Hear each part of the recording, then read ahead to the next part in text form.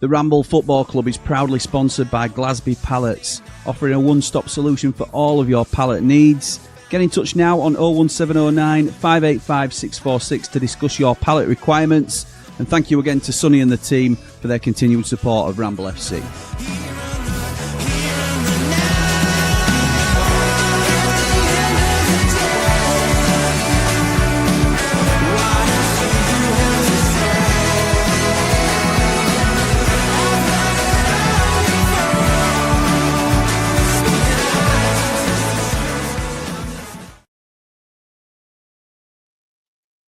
And good evening and welcome to Ramble FC. So tonight we're going to do the watch-along for Leeds versus Sunderland. And I think this is going to be a great fixture. Two of the promoted clubs from last year. It's going to be absolutely class. Now, I have got somebody with me, which I'm hoping, we've had a few technical difficulties. It's all working, but yeah. Jordan Watson, the man on the mic, painting the match with a sound so right. Sheffield's pride, every fan can see.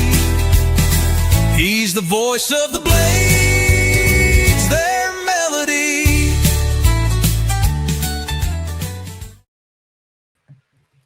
So good evening, George. You're all good? Can you hear me now? Yeah, I'm all good, mate. Are you? Yeah, I'm good. Thank goodness for that. I don't know. Honestly, I don't know what we're going wrong, but don't matter. We're here now. I unplugged it, plugged it back in, and it's worked. The old trick. So yeah, all good. We're all good. And Gaz seems to have gone again now. So, which is typical, isn't it? So as soon as we just get it right, and then you go. I think you're back in room, Gaz. Yeah, I'm back in. It's one of them nights, I think. But yeah, so how have you been, mate? You've been well? Yeah, I'm good. I'm very good. We had a good weekend, didn't we, mate? Down in the Big Smoke. We did. We definitely did. I was very, very drunk from the end of the night. Let's just say that. Which I don't know why, because I didn't actually think we had that much. And then Steph went back over it with me, and you go, "You had this, you had this, you had this many." I was like, "All right, then. Good point, well presented." The thing where I think it's probably what you drink as well, and when you're mixing it in it, it's sometimes it's not the best, and you don't think you're that drunk until end at night or when you get a bit of fresh air. I felt fine until we left Jord and we were going back to the tube, and we ate a bit of fresh air, and that were it. It knocked me a little bit. And safe to say, I think our train journey home were quite funny because we were singing. There were some other Unitedites on train, and we were singing with them. And this woman, she come past us and got off, and she went, "This is the worst train ride I've ever had." So it was funny, but good day I'd buy all. But let's move on to tonight's fixture and definitely, because we've not got much time, have we, pal? No, so I'll just pull up the lineups now. So this is how Leeds are starting tonight. So do you want to go through Leeds or do you want to go through Sunderland? Yeah, I'll go through Leeds if you want, pal. So it looks like I like how they've got that as well. They've not done number order like we do. So they've got Caldalo starting in goal. They're playing a back three of Joe Rodon, Pascal Struijk, and James Justin. And then as the wing backs, it's Jayden Bogle on the right and Gabriel Goodmanson on the left-hand side. It's Ilya Gruev and Ethan Ampadu that are the middle two of that. And then the two in front of them, just behind the strikers, it's Anton Stijk and Brendan Aronson with Dominic Calvert-Lewin up top as the lone striker. He's been a good signing, hasn't he, Lewin? Yeah, very good signing. I think we've said it on a stream before, haven't we? It's a bit similar to what Patrick Bamford, obviously, because people watching this, if they don't know, or most do know that me and Gaz are both Sheffield United fans. But Calvert-Lewin's been the same to Leeds as what Patrick Bamford's been to us. Great pick up on a free, scored plenty of goals, and you can't ask for much more than that for a free striker, can you? It's what you want. If they're scoring every other game, it's worth. That's what what do people pay for top strikers these days, especially if we're talking championship level, it's 10-15 million pound, and in Premier League it's ridiculous amounts of money, probably 40-50 million pound plus. But if you're getting players on a free transfer and they're hitting the numbers that players who would cost a lot of money would, you're laughing. Yeah, I agree. I that was what was in my head as well. Then I was thinking 40-50 million. Yeah, and they've got him on a free. And you look at Everton, who seem to be struggling for that sort of player. and they didn't take a risk on them this year. So, and they spent that. Everton spent that money as well on Tierno Barry. I'm sure that was £40 million. I might be wrong. Just that's a rough figure that seems to stick in my mind. And he's not really hit the heights of it. And Calvert-Lewin came from Everton, and maybe a few Everton fans probably wish they'd have kept Calvert-Lewin now. Yeah, I agree. I've not been impressed with Barry from what I've seen so far this season. No, we'll go on to Sunderland. So Sunderland, as my phone just mucks up and decides to go somewhere else. So Elborg in goal, O'Nien, Ballard and Anderlecht as a back three. And then they've gone 4 across according to Sky, with Gitarudi, if I've pronounced that right, Diarra. Gitarudi, yeah, I'm so bad at pronunciation. I'm worse than Dave. And Sadiki and Hume. And then a front three, they're saying by the looks, with Agulo and Lafi just behind Mevende. So Mayende, how do you pronounce that? Elijah Mayenda. I'll tell you, Jimmy's going to be clipping this left, right, and centre. I'm telling you. They were, I think, there's a few you messed up on. I think they were Alderete. You called him Alderete. I'll call you out, Gaz, on this. I'm going to do it on purpose. Oh, it's fine. It's fine. And then I've moved around the country so much. I've got an excuse. We've got Lou Charles Gertruda as one of the other ones. I think, to be honest, rest of them you were quite fine with. Yeah. I'm going to stop reading them and letting you read them from now on, Joe. I am absolutely shocking at it. And that. So we're just going to the comments because we've got a few in there before kickoff with 6 minutes to go kickoff. So John, hi John, you all right? Hi Jord and Gaz. Gaz Osvenger's working on FIFA. Yeah. He's working on a new offside law, the daylight rule, where there has to be daylight between the defender and forward. This has been tested in the 26 in the Canadian Premier League for implementation to general football in 2027. What is your opinion on this possible new rule? Honestly and openly, I don't like it. And that's me coming from an assistant referee perspective. From an assistant referee, I don't like it because I get what they're trying to say is they're trying to say that there might be more goals because he's more likely to be onside more often than offside. Yeah. But he won't get away from the argument. It's never going to get away from the argument because there's got to be a line somewhere. So now that line's daylight. Well, it's the same as the thing. All this can happen. Yeah, exactly. I don't know. VAR or the semi-automated one.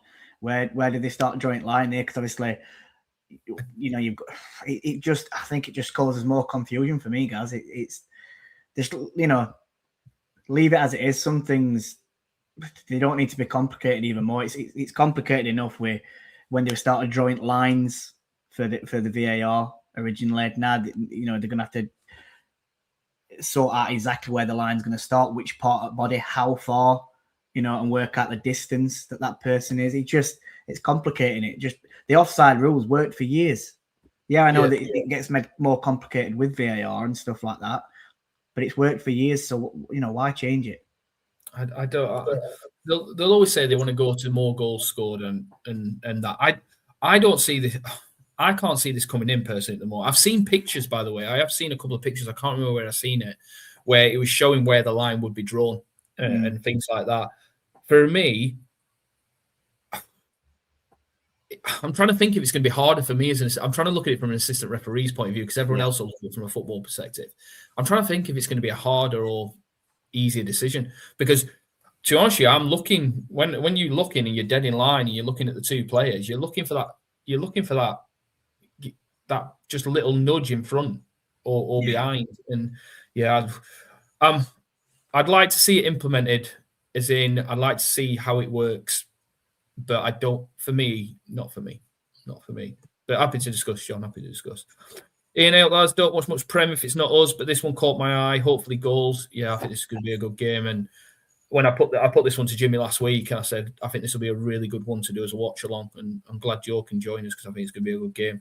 Fancy Leeds due to the home factors. They're coming out now. Like and subscribe, everyone, please, and support the channel. Yeah, cheers, Ian. Yeah, it's going to be a good game this Jordan, I think.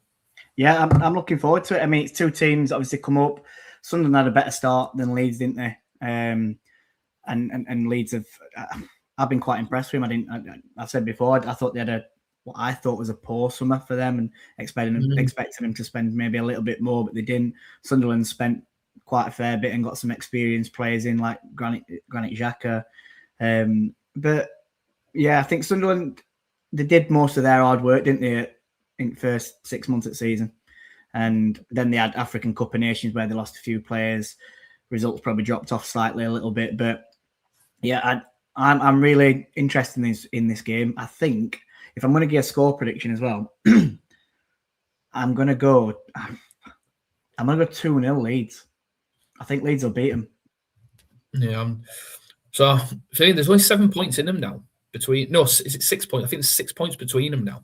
And that gap was huge. I've said for a while now, when we've done 20 takes and on here when we've done watch-alongs, because we've done Leeds a few times now, where I think Leeds stay up. And if you'd gone to me at the start of the season, I would have said no chance. Absolutely no chance. And for me tonight, I'm going 2-1, me. I think... Yeah, I was torn between that. I'm kind of glad you've gone for that as well, because I was torn between 2-0 or 2-1. I don't know, Leeds haven't been conceding that many of it. Well, they conceded one at home against Manchester City, which you'd probably expected more. And then they went to Aston Villa, didn't they, before that, and only conceded one there as well. So, well, if you're probably going off that thing, they probably will concede tonight. But I'm going to say, I'm trying to think, 4, 5, 6, 7, 8, 9. They've done 10 in the last 6. No, well, it's not too bad. It's not. I don't know. I fancy him tonight to keep a clean sheet. Maybe I'm just being like overconfident with him, and Sunderland will get a good crack. But I just think Leeds at home are a tough team to beat. And I think if we were talking about the Sunderland of maybe 3 months ago, I might have even fancied Sunderland. But I think it's completely opposite now.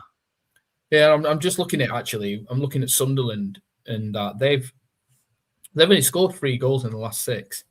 Yeah. And one against at home as well. They're away Sunderland tonight. Oh no, sorry. Yes. Are they goals? From at home. Well, one was in the FA Cup against away to Oxford, so that don't really count. No, let's be honest. And then one at home against Fulham and one away against Bournemouth. So they're not really firing. But then again, Liverpool and Arsenal are in that thingy. In fact, I've just realised they did score 3 against Burnley actually in that 6 game. Yeah, well, we've got Sunderland lined up as it's the same as Leeds, really, a 3-4-2-1, but just on TNT Sports, and they've got them as a 4-2-3-1. Sunderland. Yeah. So I'm intrigued to actually see how they are lined up now. Yeah. Right. So keep going through the comments before we kick off because we're getting very close. Yeah. Are you following me all right, mate? Evening, lads. Not allowed to watch the game tonight as I made a sit through the Borough game last night, so got you on AirPods. Yeah. We'll try and talk you through it because we are about to kick off, mate. So fingers crossed, mate, we can talk you through this game and you enjoy it. And we had a good day on Saturday, mate, so it's good to see you. Dave Morwood. Hi, mate. How you doing? Hi, Jord and Gaz. This could be a very good game. Up all the rambles, like and subscribe, please. Yeah, did a good one with Dave. So I've just kicked off. I'll talk you through what I'm on, Jord. I don't know if you've kicked off yet. What you want TNT Sports as well? Yeah, I'm on TNT. Yeah, I'm just waiting for the time. So I'm on 17 seconds. I'm on. You tell me what you're on. I'm on my totally legal stream in Antigua, so they've just kicked off. Right, I've paused on 28 seconds. You let me know. You're waiting for a while there. I'll just click it when I get there. So bear with us on the timings, gents, because we're going to be about 30 seconds. Sorry, Mr. Motson, John says. What did you say? 28 seconds, Gaz? Yeah, you just let me know. 8 seconds. 7, 6, 5, 4, 3, 2, 1. Now, click play. Yeah, then we're in. We're all good. Thank you, mate. I'll keep going for the comments while it says, Gaz, I'll send you the video of George falling asleep on the train. Honest, I can't remember that. I didn't think I were. Oh, thanks for reminding me, Tom. Thanks for reminding me. That definitely proves it were an even better day than I thought it were. It's all right. Some individual put a video of me asleep in the taxi. So yeah, I've seen that one. I was like, yeah, cheers for that. Put me in a taxi when I've had a few beers. I'm sleeping because time's admin. So I need to make sure. So I think they've got a free kick just inside their own half here, Sunderland. And they've piled forward, haven't they? Who's that taking that? Barbuni. I think it's Trey Hume, innit? Who's taking it from right hand side, just inside just inside their own half. It's obviously going to be a long ball up. They've got a 9 up there. They've got literally everyone up there. It's a ball that goes up, goes towards back stick, and it's just headed clear by Leeds. Yeah, Leeds dealt with it, I think. Munson, he's intercepted. Sunderland putting an high press on. Referee gives a free kick. Yeah, straight away. You spotted it straight away, didn't you then? Yeah.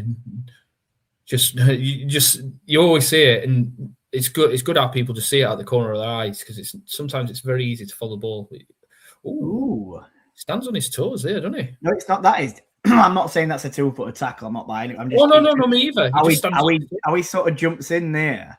He's gone with both feet at the same time. It's it's not sending off for like referee's correct with foul that he gives, but it can be, it's a dangerous game doing something like that, especially so early in game. If he gets that terribly wrong, he's getting sent off, and we're only like 2 minutes into it. Yeah, I was going to say there's a chance there he could get cautioned for that. It really is, yeah. If nothing else. 9 plays it down to Angulo. He takes on Justin. No, it's Gruev. Sorry, he plays ball into the box. Straight just clears it, and Gruev clears it, and then he's clapped it, and it's a free kick to Leeds. Is he gonna? No, he's gonna. No, he's trying. He's playing the advantage. Yeah, no, he's coming. Yeah, it had to be. There's no advantage there, is there? They were slightly, but Alderete then just pulling Dominic Calvert-Lewin back, and he's got to get a free kick. So I think he was playing advantage from the first one as well. So there's one again where he's late. He's played that first, and then he's tried to let Calvin play as well, which I think it's good. Stuart Atwell's a good referee. I think I do like him as a referee. He is good. Yeah, there's very minimal referees that I remember, because 9 times out of 10 I'm getting him stick as you will. So, I'll take your word for it that he's a good referee.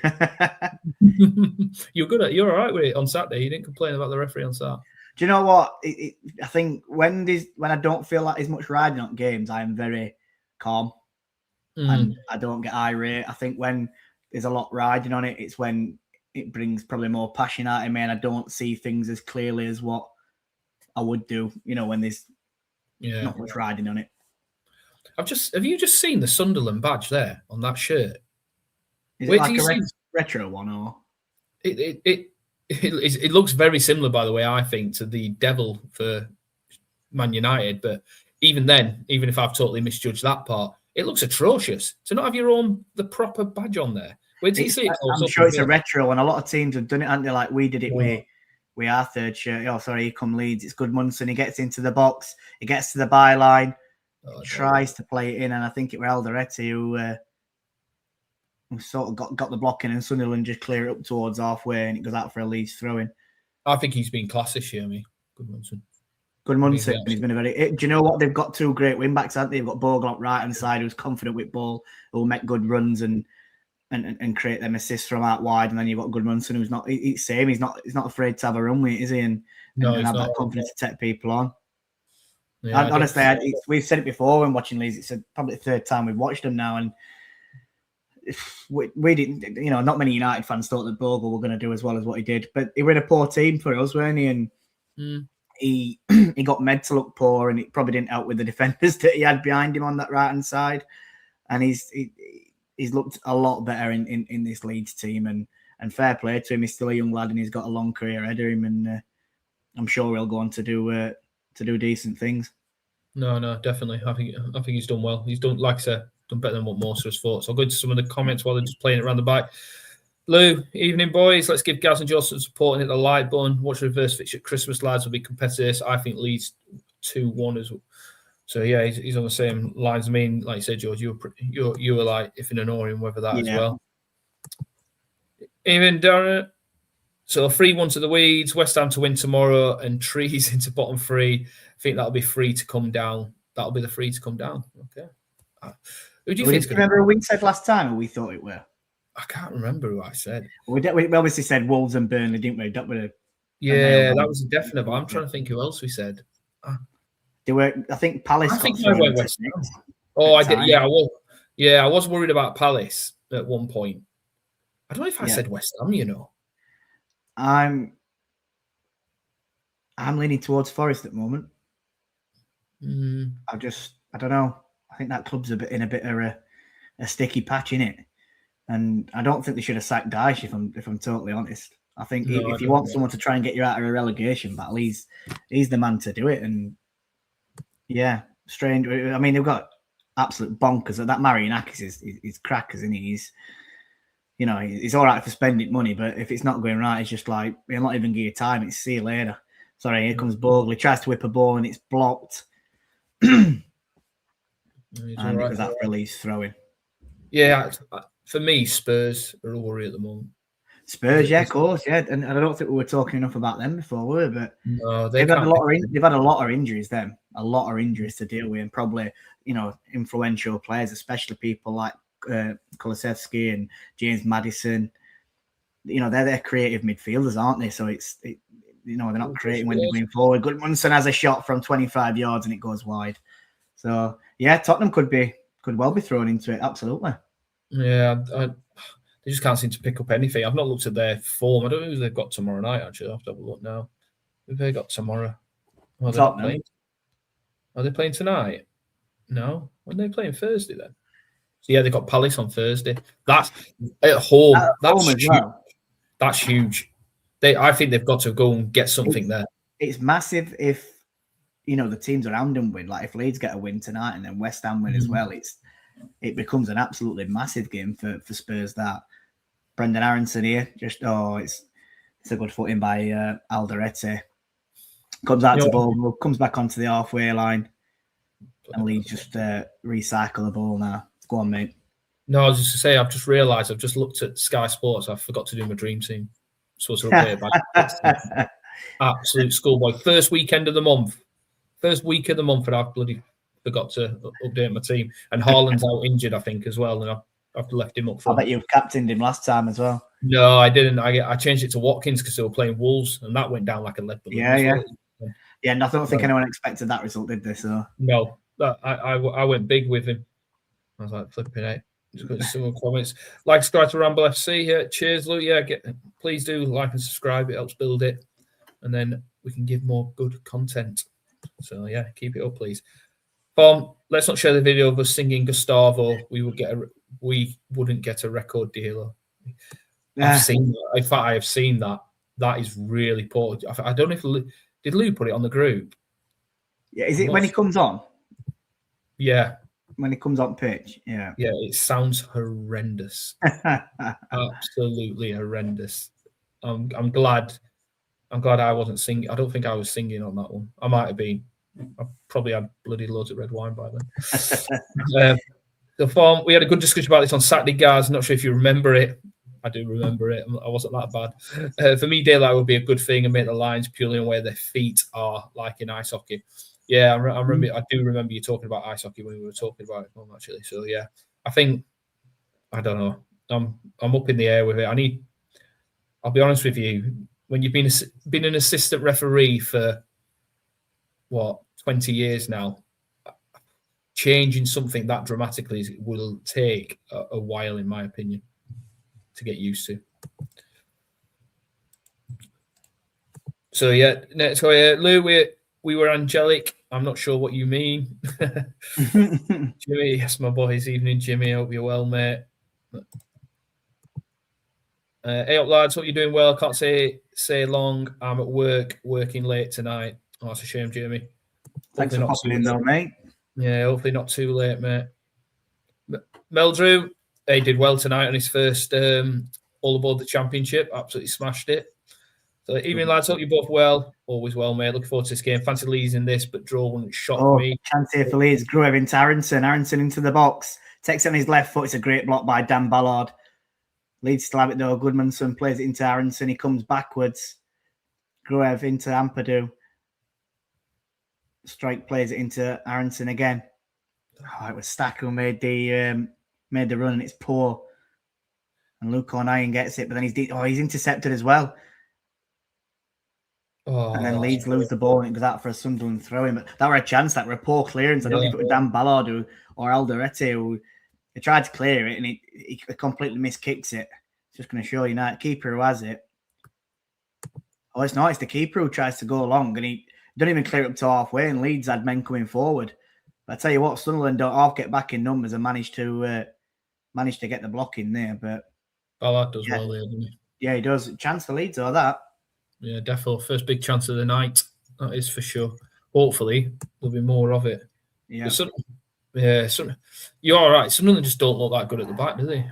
Don't get me wrong, Ballard stuck one in there, but the thing I like about Leeds is their width. Like I say, you look where Bogle is now. I really like Leeds' press. They don't off. I mean, they've done that for a few years now. They don't off play a really, really tight press, and it causes teams to make a lot of mistakes at back, and that's how they create the chances.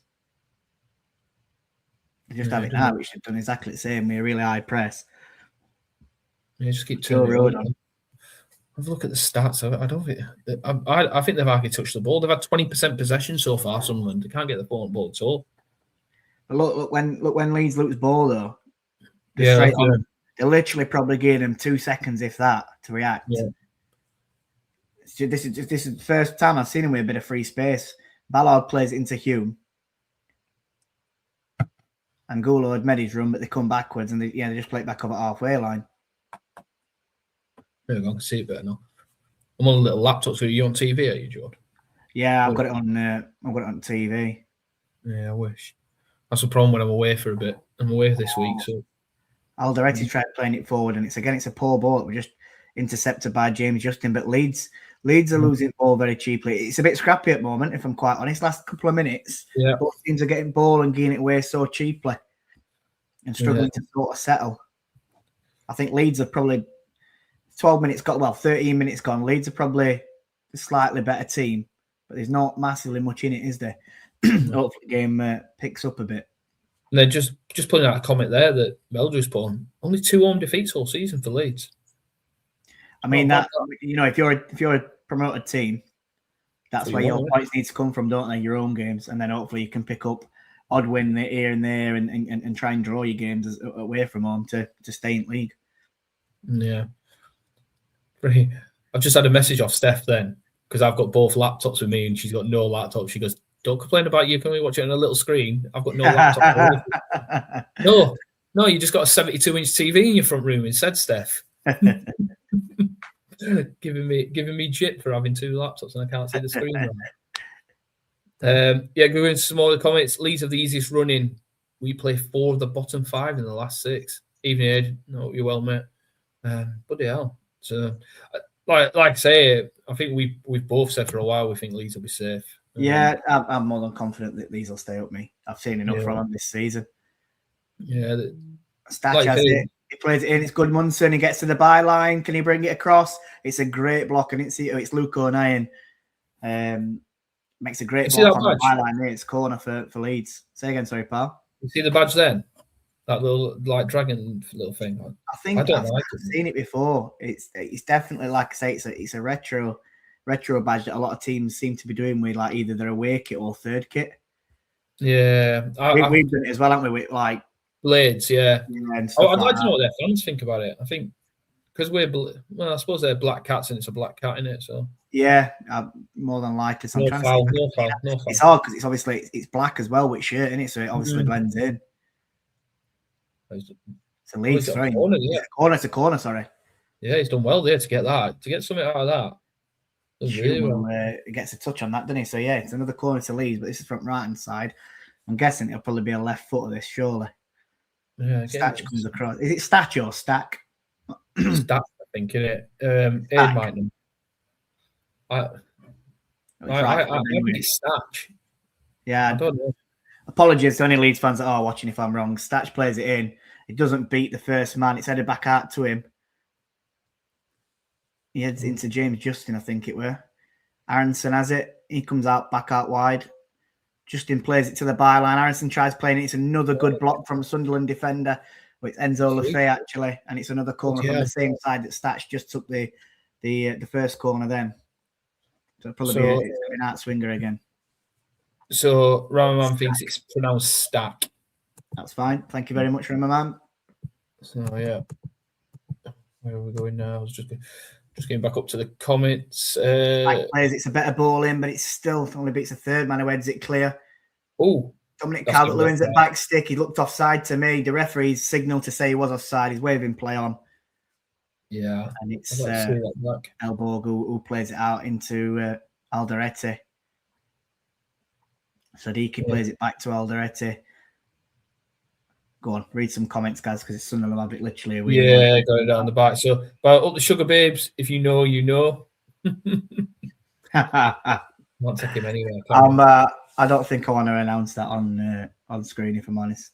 No, we'll leave that one alone. Come on, the Sunderland beat the Leeds. Ed, it's 4 home defeats. It's 4 then. Oh, Meldrew, it's still not bad, though. To be fair, that's still not a bad record. How many games has played now? Is this the 30th game at season? This? Yeah, something like that. They're probably going to have had 15. So they've played, yes. 15 home game roughly. 29th. This is 29th. So it's not a bad record still. It's well, at the end of the day, it's keeping them up above that relegation zone, isn't it? Yeah. Sunderland need to change something here in the next 5-10 minutes. I think first 15 minutes, keep it quiet and that. I think Sunderland are happy to sit in and try and counter Leeds from what we've seen at the moment. I don't know if that plays into Leeds' hands, to be honest, because I think Leeds will sit and be patient. We've seen them in plenty of games this season where they'll sit and be patient and get that one chance and try to take it. Yeah. Freaking hell. So I'll go to some comments while someone just break up play there. Which team surprised me in the Prem? For me, it's Brentford. Sunderland have done well, but have dropped off last few weeks. You know what? I probably would say that. Let's be honest. I think when Keith Edwards went in there, I think a lot of people said that, to be honest with you. They said, look, change your manager. I think when Keith Andrews came in, I'm sure they lost the first 3 games under him. You thought, oh, strange appointment. They're going to have enough.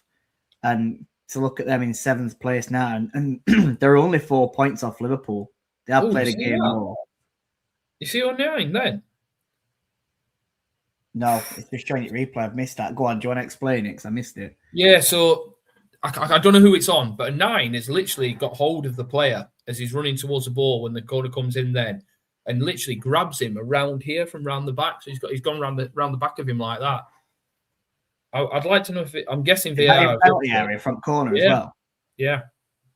I want to know where the ball is. I haven't seen where the ball is yet. I only saw it out of the corner of my left-hand eye because I was looking at the table. So surely VAR would have looked at that. Yeah, but I don't know if they've finished looking at it because I've got the sound turned off. So yeah, I'm not sure if they're looking at it or not. Keeper said this has got to stop. This is really well. If they're on about stopping it, like sort of keeper's gone down because they've been under a bit of pressure, haven't they?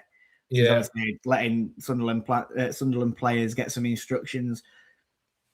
He's gone down because Calvert-Lewin slightly catches him, doesn't he? On his, which is why you wear shin pads. That's what they're for, to protect you there. He's got back up elbow. There's nothing wrong with him. It's clearly a tactical break that he's gone down for. I think if the keepers persist with doing that, they've got to bring a rule in where a player goes probably a minute. Do it for a minute. I don't think it's coming in next season though. So they've released the law changes for next season now. Right. They're out there. One is 5 seconds for goal kicks, 5 seconds for throw-ins. How this is going to be implemented yet, I'm not sure. I'm not sure of the ins and outs yet. We haven't been nothing's come through to us yet. And there's a couple of other things. The VAR implementations that are potential coming in, i.e. the corner, for example, having a look at corners. Supposedly, the Premier League aren't going to look at that one, I don't think. The Premier League aren't going to take that on board because that's an optional one. Yeah. So I think I'll pull them up. I'll pull them up in a bit once I get through the comments, and then we're going on to a surprise team, weren't we? I forgot about that surprise team. I think I could probably agree with Brentford. I think, like I said, after the start when Andrews took over, it's a lovely ball at the top. My end has it in box. Flag's not gone up. It's a good save from Darlow. Let's see if the flag goes up now. It does. Obviously, they played on to see whether there were a goal come in. And he's raised his flag. It was a good save still. Darlow still did his job of what he needed to do there. So it was just a ball straight on his miles. It's about 3 4. There's 2 of them off. I think the other guy. Do you know with that, Gaz? I know they're doing it in case they score and whatever. But what happens there? The Leeds player comes and absolutely clatters him and breaks his leg. I know. For something that was that far offside there, it's like clear daylight between him and player. Yeah, I think that's all. There should be a rule where they can put the flag up for that. The only ones that they need to keep it down for is the ones that are quite tight. I think they worry. I generally, sorry, I'm just pulling my laptop in. They generally worry, I think, because if they do put it up and something comes of it, VAR can't look at it. Yeah. So if he'd hit that first time then, and I know what you're saying there, he's miles. Let's be honest. That's like really, again, you'd have to do it where there's a certain distance. Yeah. You know, where they agree with it. But when you're 3 and 4 foot offside there, which is how far you probably were, surely you can, it eliminates any potential foul or injury. I think they just go with the line in the sand because it's all VAR is all about process, and I think the line they go is if they're offside, just say he's offside, let it play through, and then go from there. Yeah. Luckily, touch wood, nothing's come of it as of yet. Yeah. One thing I'll say surprise of the season for me is actually Leeds, because I generally thought they'd struggle, and they've done really well. I think really well. And to be honest, you could probably say Villa a little bit as well, but I think they're going to drop out. I think last couple of weeks I've been a bit worried about, and that result of the weekend's going to really hurt them. Really hurt them. Yeah, big time. I agree. Oh, good defended by Sunderland there. Villa, Tottenham, Arsenal, and Man City have won at Ellen Road. Hey, other than Tottenham, you can see all of them. Yeah, other three, you can say fair play to it. But yeah, Tottenham's probably, you can look back and think, poor result. Yeah, there we go. Goalkeeper down, tactical injury or what. Yeah, I say, I don't think, unless something comes in quickly, I don't think it's going to get looked at next season. That's a foul. Yeah. AR's give that as well. I think he's making most of this. It were a foul. Yeah. He's probably trying to get him a yellow card here. I don't know if referee's going to fall for it, but linesman also, yeah. AR will be speaking to him on this one for definite. Yeah, I look at showing it replay. It's just a foul. That's all it is for me. It's not even a yellow card. It's gone football. It's like he just mistimed it. There's no maliciousness in it or anything to make it even a yellow card for me. And an absolute waste of a free kick as well. So not wrong with that. Rugby tackle Gaz also get away with it every week. I don't know. I'd like to see where the ball is, and the reason I'd like to see that is because that leaves what I always talk about is about impact. Okay, and it wasn't excessive. So when I talk about the scale that I always think of is it excessive? I.e., this side's all penalties. So if it's excessive and it's impactful, it's all over that side, and literally that's your red area. I will have to display it sometime about what I'm saying about that. Is that another offside? Yeah, like I said, we're nearly 25 minutes in now, guys, and there's not really been any clear-cut chances. Obviously, Mayenda had one just then, but it were offside.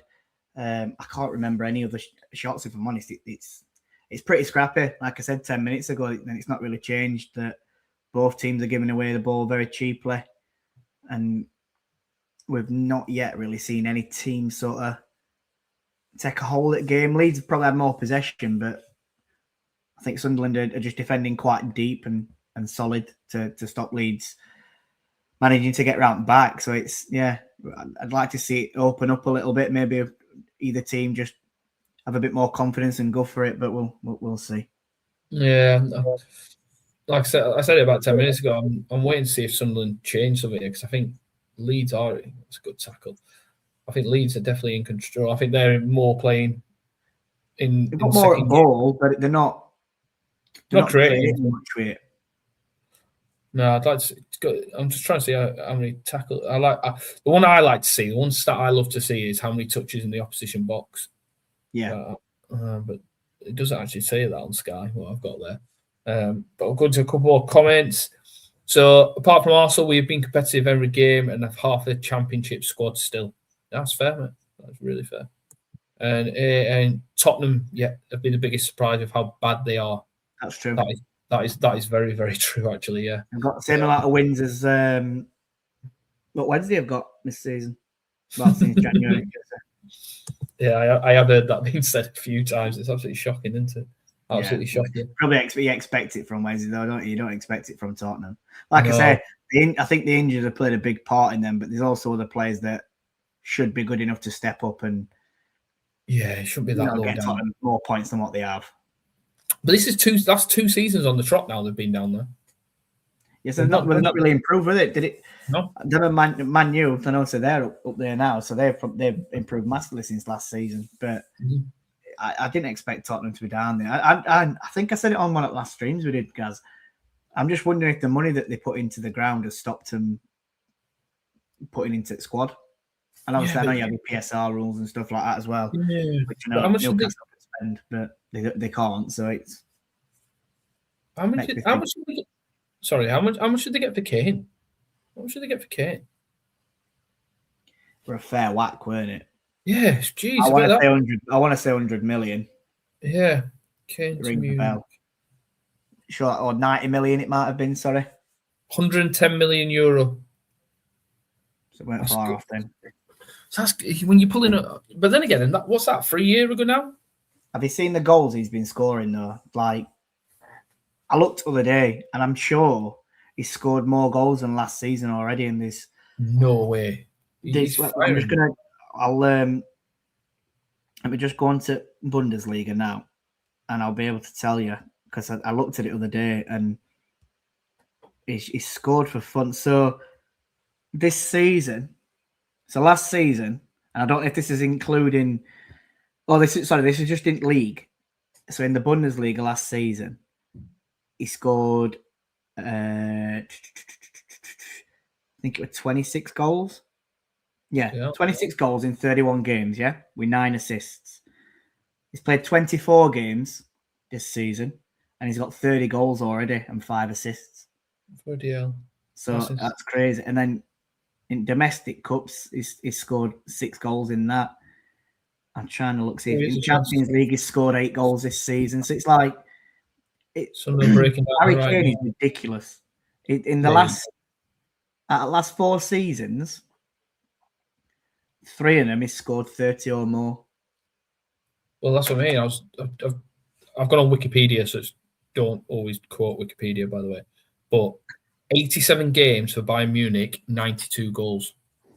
There's no wonder they're trying to give him a new contract.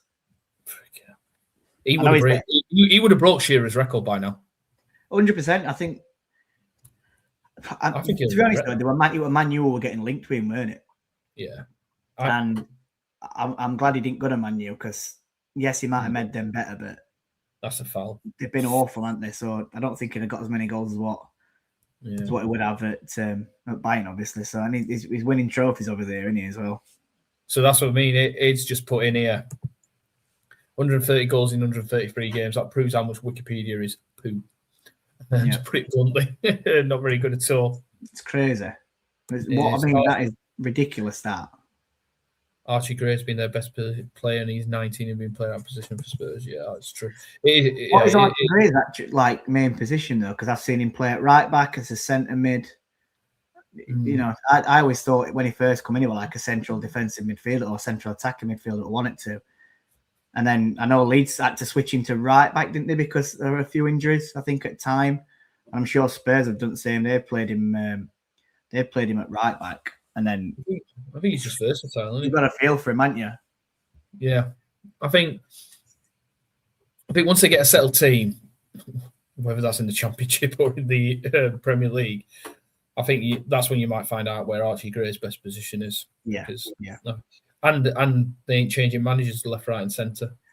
Then that's where I've started to think, though, is it just down to the manager all the time as well? You can't keep changing managers. Someone, it's got to stick eventually. The players have also got to start taking, some stick for it, because you can keep changing manager as much as you want. If it's not working with manager after manager after manager, then I'd be looking at the players' mentality half the time.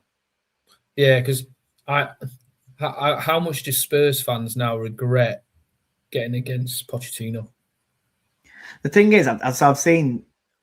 I agree with you, but I've seen some at Spurs, like either pundits or fans that have gone on Sky Sports and said Pochettino did great at what he did, but if he come back now, it's a different Pochettino, and he's had to adapt to things, and they don't think he'll be as good as what he were. So, I don't disagree there. What I mean by that is they should never have got rid of him at that time. No, correct. Yeah. No, I agree with that 100%. That's my point. People were pushing to get him out, and sometimes don't. Oh, here's Charlie Leeds. Stag. Left footed. It's a poor ball into Goodmanson. That's a free kick, though. Yeah, referees give it, and it's Gertruder who sticks his foot in on Goodmanson, and he's clever. He knows it's coming, Goodmanson. I'm not saying this is a dive, by the way. I'm just saying he knows the contact's coming. He manages to get his foot in there first. Obviously, the contact then does come. It's a free kick centrally. What, 25 yards out of it, if that? Yeah, if that. It's definitely a foul. Yeah, he knows contacts. Like I say, you can see contacts coming from Gertruder because he rushes into tackle. Everton 1, Burnley 0. Yeah. Yeah, Roman's just put that in. Ellerman and Dye scored by any chance? No, Tarkowski. Probably a corner. It's got to be from a corner then, that, hasn't it? Yeah. Or a free kick. So this is an interesting free kick, this, Gaz, because I know Stack, he's scored from this range before. Yeah, he's a decent set-piece taker. He's stepping over it. Whips it round wall. It's a good save from the keeper. It's a good save from Elborg, and it goes for a corner. He does it the opposite way, so the keeper's obviously lined his wall up nice. So instead of going over the wall, he does like an old Beckham-esque free kick anyway. He whips it to the keeper's side. Yeah, and he just dives down to his right-hand side and pushes it wide and out for a corner. It's a good effort, but keeper's read it quite well there. Yeah, he has. And he's a box-to-box midfielder and has played centre-back for Spurs on about Archie Gray. Yeah. He's mental. Corner comes in. Another one coming. It's poor. I didn't see it. We've got a block on it, but it's another corner. Got a few corners now, Leeds, haven't they? Well, that's about 5 I can remember. Maybe 6. Yeah. But I think the delivery's been poor from Stack, even though I said he's a good set piece. Yeah. It's gone centrally. It's headed up by Sunderland defender. Keeper comes out and punches it clear as well. It's Aronson that's chasing it down. Gets a slight shove it back. Does pretty well with it. Hume blocks him off. Oh, that's risky. Oh, I know. Wherever it back to James Bogle, who just gets rid of it. Luckily, it falls to Stack, who plays it into no man's land, and it's a throw-in to Sunderland on this left-hand side. Very scrappy still, isn't it? No one's really on top in this yet. I thought it was going to be a really good game. Yeah, I know. I did. It's not lived up to what I thought it would have done. Hopefully, second half. Well, there's still there's 12 minutes plus injury time yet to go, so we're on 33 minutes, just going into 34. Hopefully, the quality picks up maybe in the second half. It's a foul on Calvert-Lewin by Alderete. Yeah, I don't know why they. I think the assistant referee's given that. He flagged that. He's silly fouls though. Then it's just where all you have to do is stand him up. He's in no man's land. He's not going anywhere. Stand him up, let him do what he needs to do, and then get back into your position. And it's a shove it back, which gives Leeds a chance here to whip one into the box. It only has to be right delivery. And there's every chance it can be a goal. The fouls them that frustrate life out of me. Yeah. I actually wasn't even sure if it was a foul, to be honest with you. I don't know if he chucked himself. I didn't see where the contact was because he didn't show it back. Oh, don't get caught there. Another poor ball into the box. Ooh. Come away with it, though. Aronson now plays it in. That's a good ball towards back stick. It just goes to the strike's head. And it goes out for a throw-in. That would a better ball in, though. Better quality. Yeah, it is. Aronson, that one. Yeah, he does well. Yeah, it's still just that one, I think, when I last looked. Yeah, still Everton 1. Yeah, still that one. The Wolves, Liverpool. They kick off at 8:15, don't they, Wolves, Liverpool? Yeah. Here it is now. They've got the Tarkowski goal. Yeah, right. You're right there. Free kick. Set piece free kick. Straight to back stick in it, and he's on the 6-yard box. Heads it across goal. 1-0. That's poor defending from from Burnley. Ipswich Hull tonight, 0-0. I'm guessing that's. Someone was saying. I'm sure they were saying Hull have only lost. Are they only 3 games away from home? I'd seen. Yeah. I think it were in our Platinum Ramblers chat earlier. Yeah, makes sense. It's insane. So it's a 6 fouls by Sunderland, 2 by Leeds. Yeah, they've got to start getting fouls away, and 5-0 on corners. Yeah, it is Sunderland now. That's a great ball. Well done, Joe Rodon, though, just to head it clear. James Justin swapped. He's come across, hasn't he? Onto this right hand side. How much better is Ampadu now since he left Sheffield United, by the way? Yeah. I got slaughtered for it because I said Ampadu were crap. But again, we can only go off what we saw at United. And again, Ampadu come like when we were awful. Yeah. So you can only go off what he was still only a young lad then, learning Yeah, to he train. was. And it's been very good for Leeds, and I've just got to hold my hands up and say fair play. I didn't see it coming, and he's proved me wrong, and I'll openly admit to that. No, exactly the same, to be honest with you. Exactly the same. I think you just see it when you got young players on loan. They can't always do. They're not. You get the odd one or two, don't you? I think Jason McAtee when he was at us was absolutely brilliant, for example.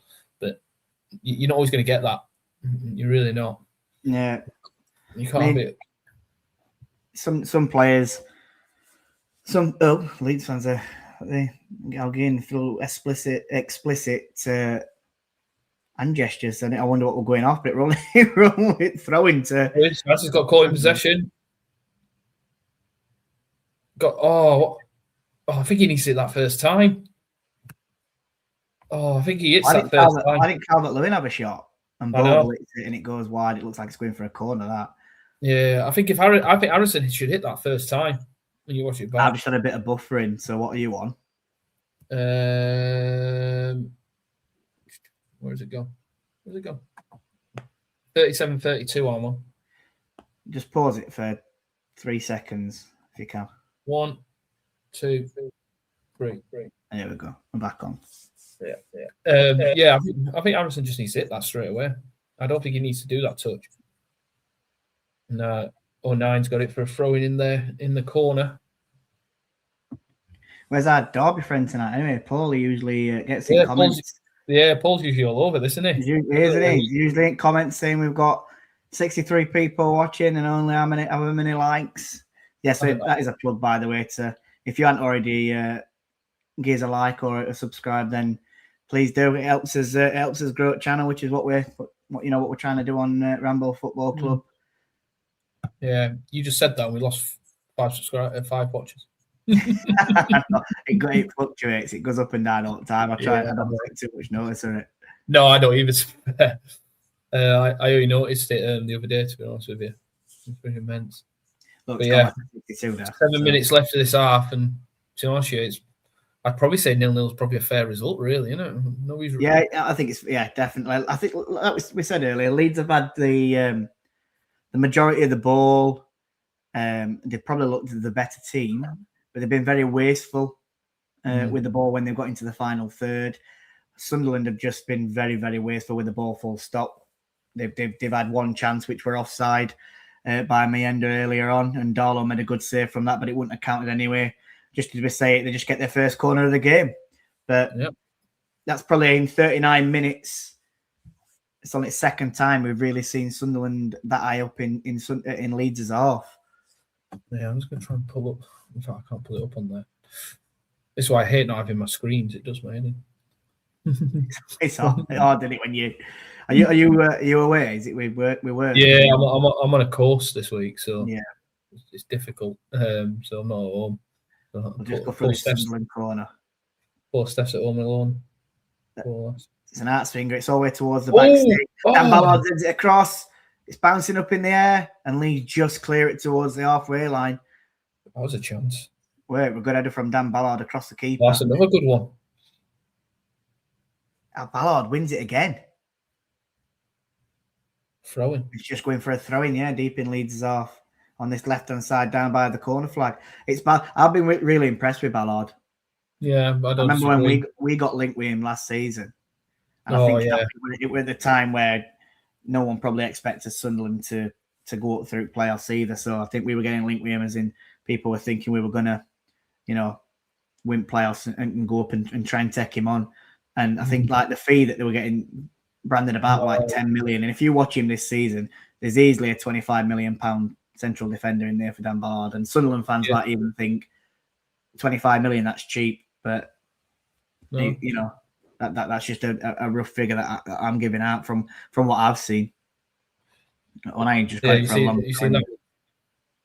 Yeah, do you see the little towel gate? Look, he nicks the towel and walks off with it.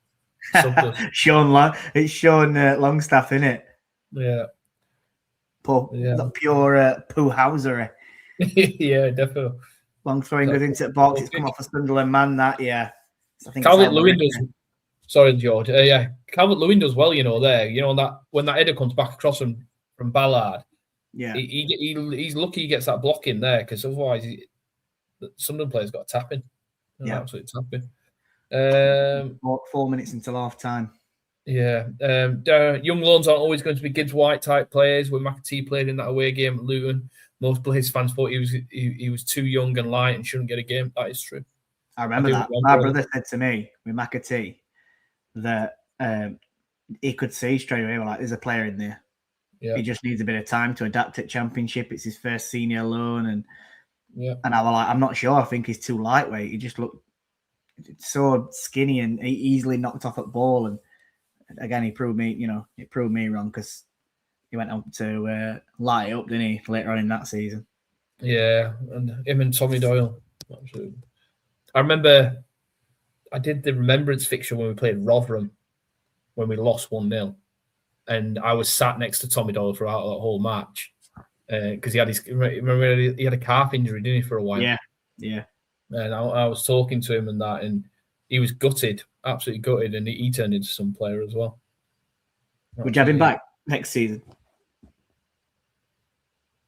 Yeah, I would.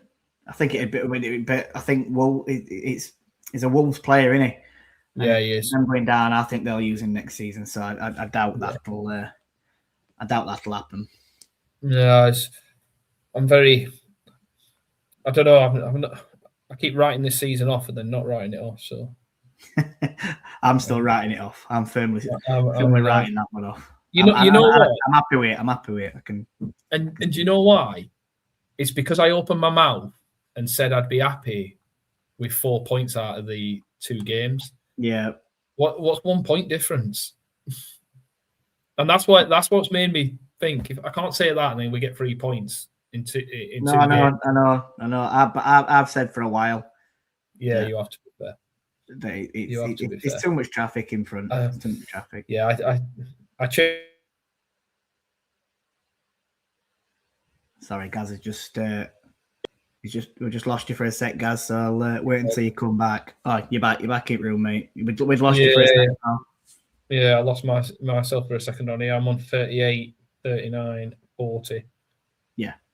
Yeah. I mean, we're still up. I think I'm about a second in front of you. I can't. No, it's nothing. The internet's not the best. I not having my own internet. To be honest, it's not been too bad. It's run quite smoothly. It's only odd.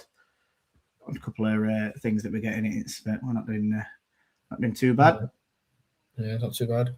Yeah. What are you thinking added on time here, guys? I'm going to say 2 minutes, if that. Yeah, I'd probably say 2. We had that when he went down, didn't we? Yeah, goalkeeper. Yeah, and that's where I think I'm getting it from because we've not really had much stoppage time. No, that's literally been it. That's literally been it, mate. I'll be very surprised if it's 2, any more than 2. And I ain't just as it is coming across into Leeds off. He's making a run that right hand side. No one's come across to him yet. Teams do this a lot. Down. Is that a fact? It goes down and I don't see why. He's not complaining though, to be fair. No, it's a strange on that because I don't know if he were just trying to buy a free kick or what, but maybe he just slipped. Played on anyway and it comes straight. It's a long ball up. It's poor. Look at that stats though. Wow. 71% possession to Leeds, 29 to Sunderland, with only 1 shot on target from Leeds. Bloody hell. That is poor. And then you got 2 minutes. Called it. Could be a referee, Could be a ref. Well, we can have that conversation, mate. I keep saying to Jimmy, I need to run a course or something like that. Do it. I honestly, I'd do it. If we get people to sign up, I'll run a course. Do it. I think there'd be plenty of ramblers, or even if you offer it out to people that aren't a rambler, I'm sure. I'm sure they'd sign up to it. It'd be interesting for sure. No, I agree. Well done, Bogle. But then Trey Young dispossesses him, and they win it back though again. They win it back and then lose it. It's honestly, that is just the common theme of this game. Away comes Ampadu. He plays it into Stack, but it's a poor ball. Alberetti clears it, but Stack gets a block in. It's Trey Hume who just clears it up. Wow. It's so scrappy, isn't it? It really, really is. 25 yards out. Brendan Aronson, he gets tucked down. It's a free kick. Similar position to what Stack had earlier. And again, it's Gertruda. Yellow card. Puts his foot in, I think, and makes the tackle again. And Dan Ballard's going mad. I'm sure he's saying it's a dive, but we'll wait until we see the replay here.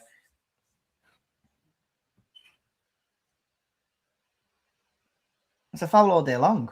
Yeah, I don't know what he's complaining about. It's lovely feet from Brendan Aronson. He just skips to his left, to his right, and then his left with it. And Gertrude, he sticks his foot out. Sticks his foot out, brings him down. It's just on edge of the semicircle on edge at box, central as well. This needs a bit of quality.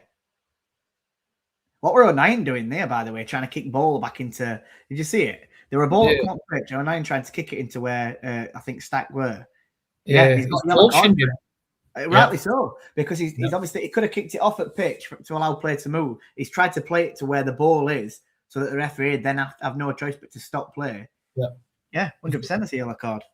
Done well there. I think it'll be this free kick, and then that'll be it. Yeah, well, we're on 47 minutes. Obviously, there's been about 30 seconds from that old melee there of the referee, correctly booking Gertrude and O'Nien. So Stacks is stepping over it once again, about 25 yards. It's just right off the centre.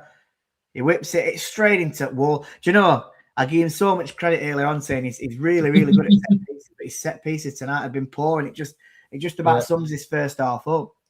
Leeds have just got a chance now here, probably where this is definitely the last bit. Ampadu comes across. It's going to be a long throwing into the box. I'm surprised if he lets him take it. I think he's going to. Yeah, he's going to now. Again, he's just using towel to wipe the ball. He's going to fling it in. I'd like to see what's going to happen when they've only got 5 seconds to do this next season. It comes in. It's headed on to edge at box. Aronson heads it back into box. He tries to play it across, and Sunderland come away with it, and the referee's going to blow his whistle for half time. And so, Sunderland are going mad that there's about 6 Sunderland players. When do you stop it? You know what I mean? When do you stop it? I think he's give Leeds the opportunity there, and I can see why, because there were a bit of time wasting that when he, with O'Nien. So and obviously the referee's having a word with O'Nien now as well because he's captain. Yeah. I think he's the right thing. Yeah. If it had been opposite way around, Sunderland would be, they'd have been wanting them to be allowed to take the throw in for it to go in. For a fact, with timing that it's at, as soon as the attack comes to an end, he's going to blow his whistle. I'm going to say so, I've just been asked by Jim anyway, so because it's a person who loves his, we're just going to quickly hear from his sponsors, Gaz. Do you want your favourite replica shirts for the World Cup? Do you want your favourite replica shirts for the World Cup? Check out okjersey.com. It's high quality jerseys starting from just £15. I love mine. From modern day shirts to the old classics that we all love. Use the code RAMBLE at the checkout to get 8% off your order. Get ready for the World Cup in style. And thank you to OK Jersey for their support of the Ramble. I love mine. That wasn't even planned. I was going to play it at half time for him because I just love that bit. When he says that, though, I love mine. It's old Gary Neville over here. Gary Junior Rambler. That's got to be on a t-shirt at some point. Oh, it needs to be made. Yeah, so that is okjersey.com. So if you all want any World Cup shirts, if you use the code RAMBLE at checkout, you will get 8% off at the end. So it's a good deal for you. And the quality of the shirts are pretty decent. Yeah, I've heard it. Dave Moore says he's got quite a few from there. Lou's got some. Yeah, Brett's got some. There's a fair few, and I know they'll quite like it. And I'm sure that you get certain deals as well.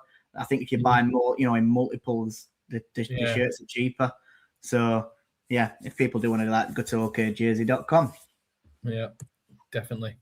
I need to have a look at George. We're doing a lot of World Cup stuff at work, so I definitely need to go on there and get a few ones.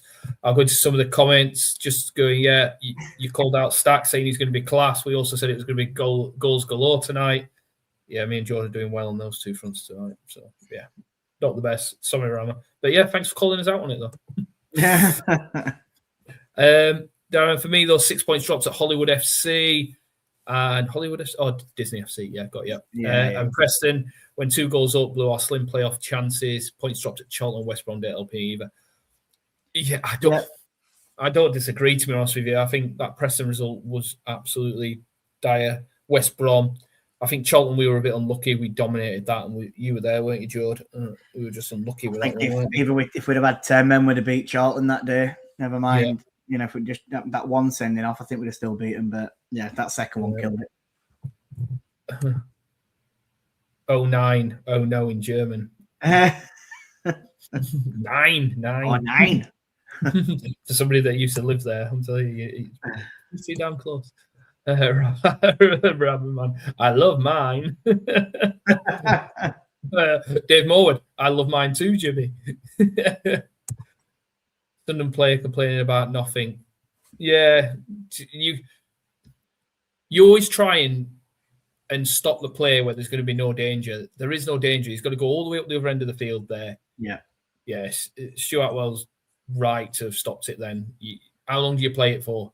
Once if they're going to go and get a corner, we're taking the corner as well. You know what I mean? It's you can't win as a referee. Go wrong. I've seen it go wrong in a few occasions. It's the same when you try and play advantage, you blow your whistle and you're like, oh, sugar. And that, yeah, it's not. You got to stop it. It could have let. So if he lets Sunderland go up other end there, it's clearly playing a lot longer than what he should have done, which he's probably played more than he should have done anyway. Imagine if they go and score. He's going to get it from Leeds then. So it's, you know, you can't win, can you? Either way, he's upsetting someone. And for me, it will Leeds that were on attack. It's give them benefit of doubt. I said they were probably 40 seconds max from when he blew for free kick, where they, you know, a few arguments and stuff, and he's having to book people and have chats, and then Stack takes his free kick. He probably played a minute, so he's probably played 20 seconds extra. As soon as that attack ends, he's got to blow his whistle. Yeah, no, so I totally agree. I totally agree. I don't think you can do anything else there too much. Yeah, 5 seconds, Gaz. Get them to keep the ball in the quadrant for a corner and take throws with the ball behind their heads and feet on the ground. Can't remember the last time I saw a foul thrown given. So, yeah, you don't see it often, and that's because the professional players. When I used to coach, I used to get annoyed with people doing foul throws. So I'd definitely be getting annoyed if somebody on 60 grand a week can't throw a ball into play correctly as per law. That's sure. But you don't get it often. The assistant referee were always 9 times out of 10 told to watch the feet. And the biggest one with feet is usually off the ground more than anything. And then the referee usually watches the hand side of it, making sure it's done correctly. So yeah, you don't see it often, Darren. But like I said, I've been raging as a manager. But next season, like you say, there could be a few next season, because if it's over 5 seconds next season, they'll be turning it around. It'll be taken by somebody else. Same with the goal kick. Is that what it is? Yeah. Does the possession go to opposite team though then? Or yeah, so the throw in, it just goes to the opposite team. Yeah, fair enough. And then goal kicks will become corners if it takes over 5 seconds. And how that's going to be implemented, I don't know. My gut feeling, this is all me, I've heard nothing. I think once they've got that ball and they're stood on that touchline ready to take it, I think that's when the 5 seconds will start. That's what I think. And goal kick, I think once they've placed it down there and it's placed on the floor, correct, that's when I think 5 seconds will start. That's my gut feeling. I don't mind seeing that, because how many times do you see it where goalkeepers will do that and then they'll stick their hand up and then they go towards post, or they swap it to the other side and they they're trying to clear the boots on post. Here's that foul that they're showing now. You know, you've seen them being given, is what I'll say. Yeah, I think if it's given, is there enough in it? Does it? For me, there, I'm looking for. Does 09 extend his arms as a push? He is grabbing to probably halt his run, but then his arms sort of loosely come down off him, and that's where Striker is starting to go down. So I think he's felt a bit of contact and thrown himself to the floor rather than it's been a push or a pull from 09. When I've just looked at it then again, I don't think it's a penalty. I think if it's given VAR, I don't overturn it. and that, but VAR won't get involved in there. Stuart was saying that's not a foul, then that's what he'll go. Yeah, it's just showing that chance where Stack dispossessed Alderete, and I think there's two players there when it comes in. Calvert-Lewin gets his chance in box. I don't know why he don't hit it first, and he takes an extra touch, to which Ballard comes across and blocks him, and then he plays it into Aronson, who was 12 yards out, and again he should hit it first time, and he doesn't. And that's the chance where Calvert-Lewin does well defensively, because it nearly drops to, is it Mayenda? Yeah, he does, because it's Mayenda, on 6-yard box. Yeah, with that corner where it comes to the back stick, doesn't it? And Ballard heads it straight across goal. And to be honest, if Calvert-Lewin doesn't get his body on line there, I think Mayenda's getting a free shot on goal, 6 yards out. And there's every chance it could be a tip back at net, and we could be saying it's a smashing grab from Sunderland at the time. I was just having a look at Leeds' fixtures, Gaz, and the next Premier League game for them is Crystal Palace away. Yeah. Which I could fancy him taking a point there, if I'm honest. Yeah. Then they've got Brentford at home, which is a toughie. The big one after that is Man United away. But then they've got Leeds at home, Bournemouth away, Burnley at home, Tottenham away, Brighton at home, and West Ham away last game of the season. So, there's fixtures in there where I fancy him, especially against Wolves and especially against Burnley. They're both at home then. I expect them to probably pick 6 points up there. How many points are they on now? And how many points do we think they'll need for safety? So they're on 32, and I think 40 points definitely gets you safety this season. Yeah. So if I'm saying that they're picking up 6 points against Burnley and Wolves at home, then that'll leave them needing only 2 points from the other games. I think, and that's obviously thinking that they get a point tonight. If they get all 3 points from that, then the 2 wins against Wolves that I'm saying and against Burnley will probably keep them safe for me. You know what? I'm just looking at this now. You think West Ham get 35 points with 10 games to go? Do you think they get another 10 points? You've got their fixtures with you there? No, I can get them. I've got it. Sorry, I've got them up now. I didn't know if you got it. No. But what I'm thinking is, Jord, so I'm looking at it now. 28 games played, 25 points for West Ham. 29 games played for Burnley, 19 points. You said 40 points. You think it'd be less? You think it'd be 35? I think it might be less. Yeah, well, if we're going off that one, then even if Leeds draw tonight, they only need. We're saying they only need 3 points to stay up there. Yeah. And just looking at West Ham's running, they've got Man City tomorrow. Yeah. Then they play Aston Villa away, which Villa are obviously fighting for Europe. Yeah. Then they have a more favourable fixture, which is still a big one for them, at home to Wolves. Yeah. Then Palace away, Everton at home, Brentford away, bloody hell. Arsenal at home, Newcastle away, and then Leeds at home. For me, West Ham have got toughest running. Out of the two teams, out of them and Leeds. And then if we go across to Forest play Man City. Is that tomorrow?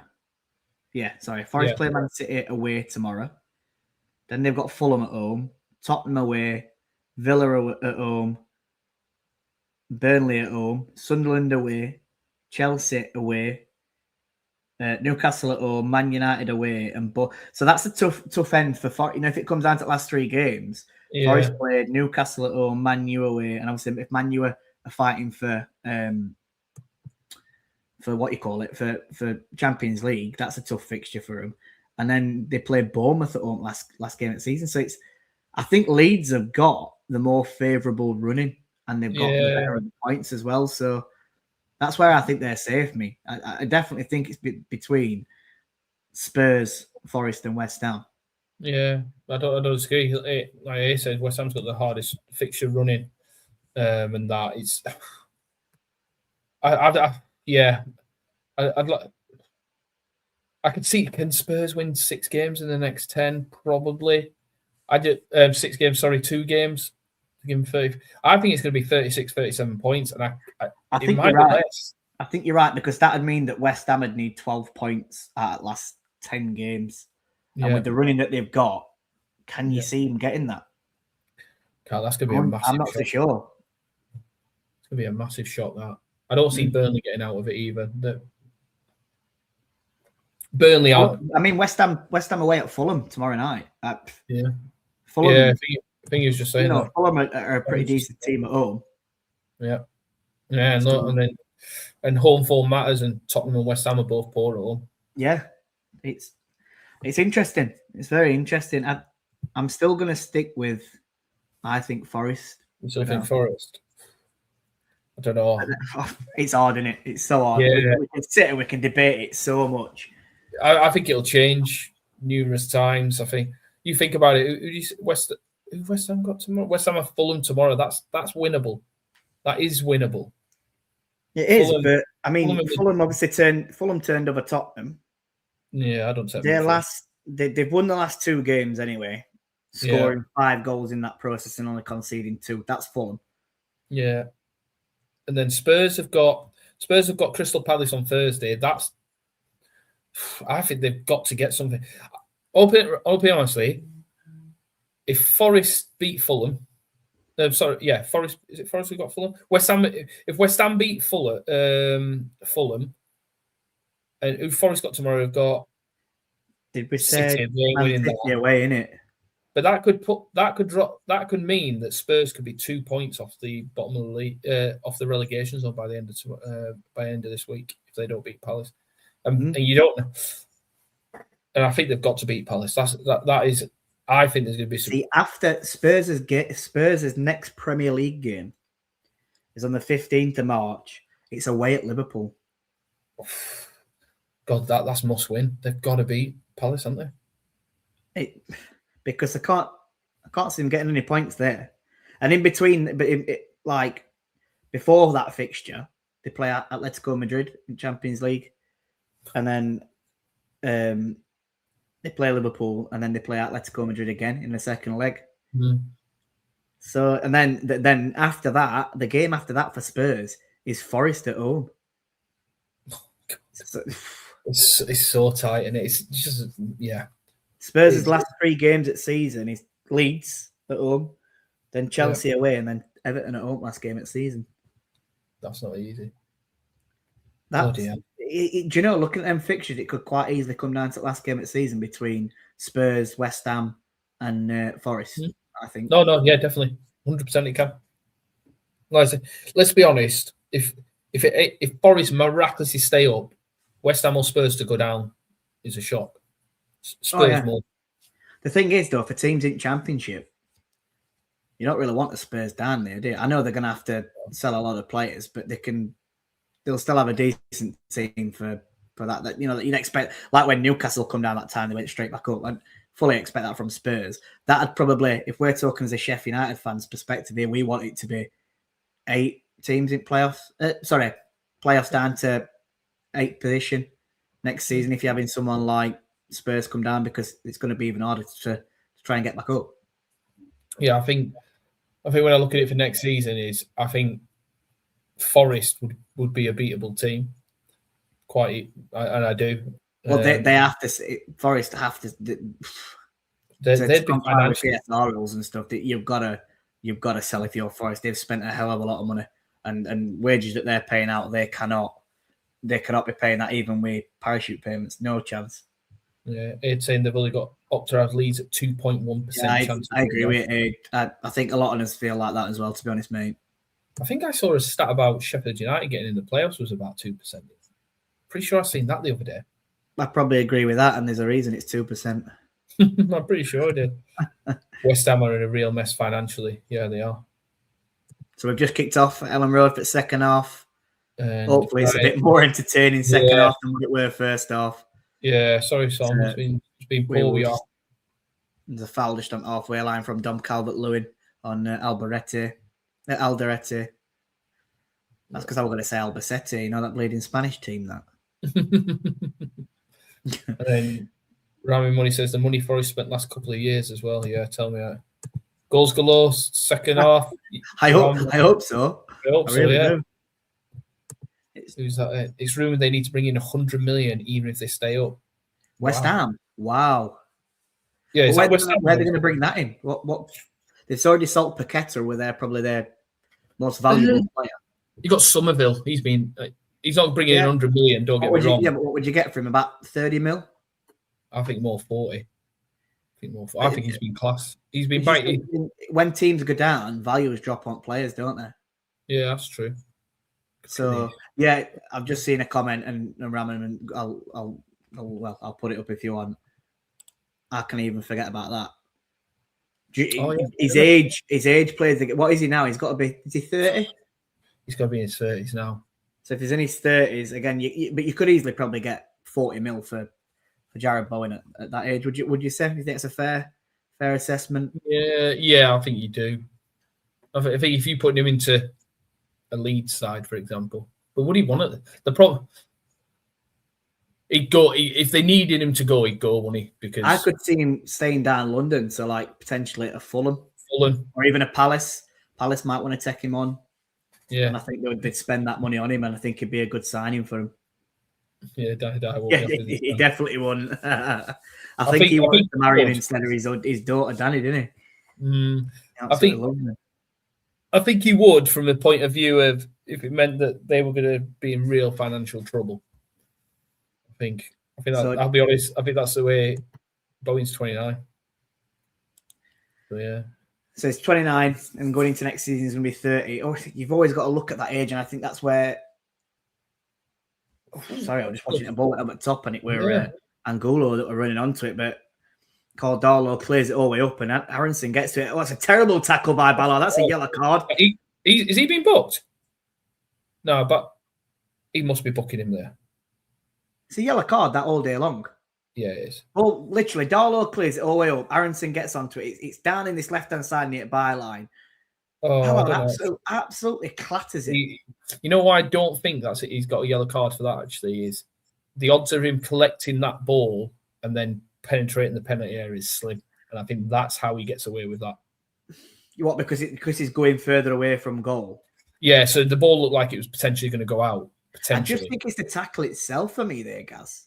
He knows exactly what he's doing. He knows he's bringing him down to stop any attack going in, if he does turn and then go into the box. I think it's a yellow card for me, that personally. Yeah, I think it might be careless more than reckless. My gut feeling originally was keeper's done well. Stack plays it in, keeper just punches it out, Aronson then gets it. Lefebvre covers him off. It's not a penalty, is it? No, he went down. So one thing you'll always notice as a referee, what we try and do is if we get the opportunity to stop it, we'll stop it when the ball's in the penalty area. And that's because then the ball's going to go back to the goalkeeper.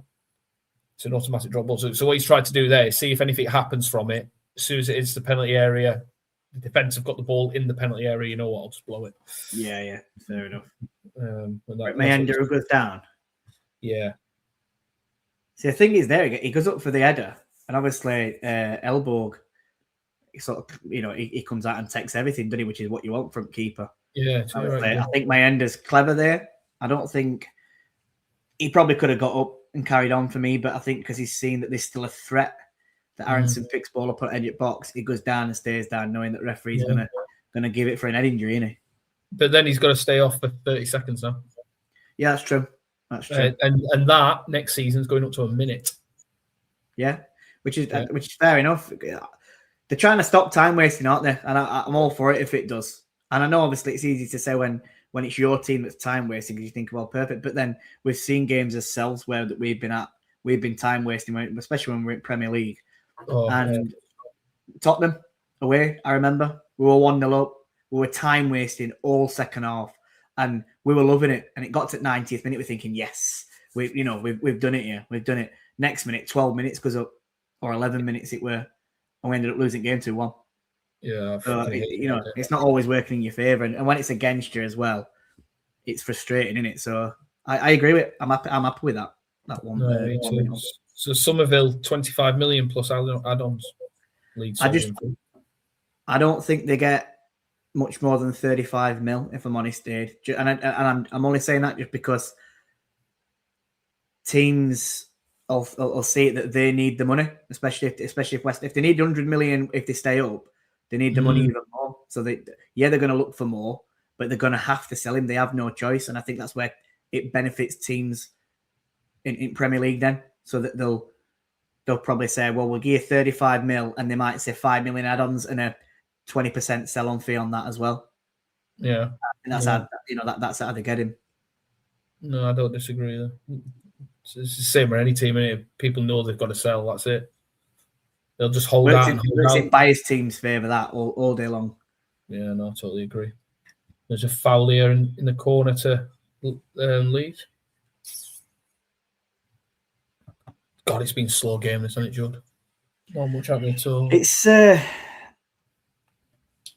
it's not been the best, and it's frustrating because we're really looking forward to it. No, I thought it'd be a really good game. Like a bit of quality, which surprises me because I really thought we'd see quality from both teams. But you look at every game. There's been one goal all night so far in all 4 games. And I know Liverpool's only half an hour in, but there's been no goals so far tonight.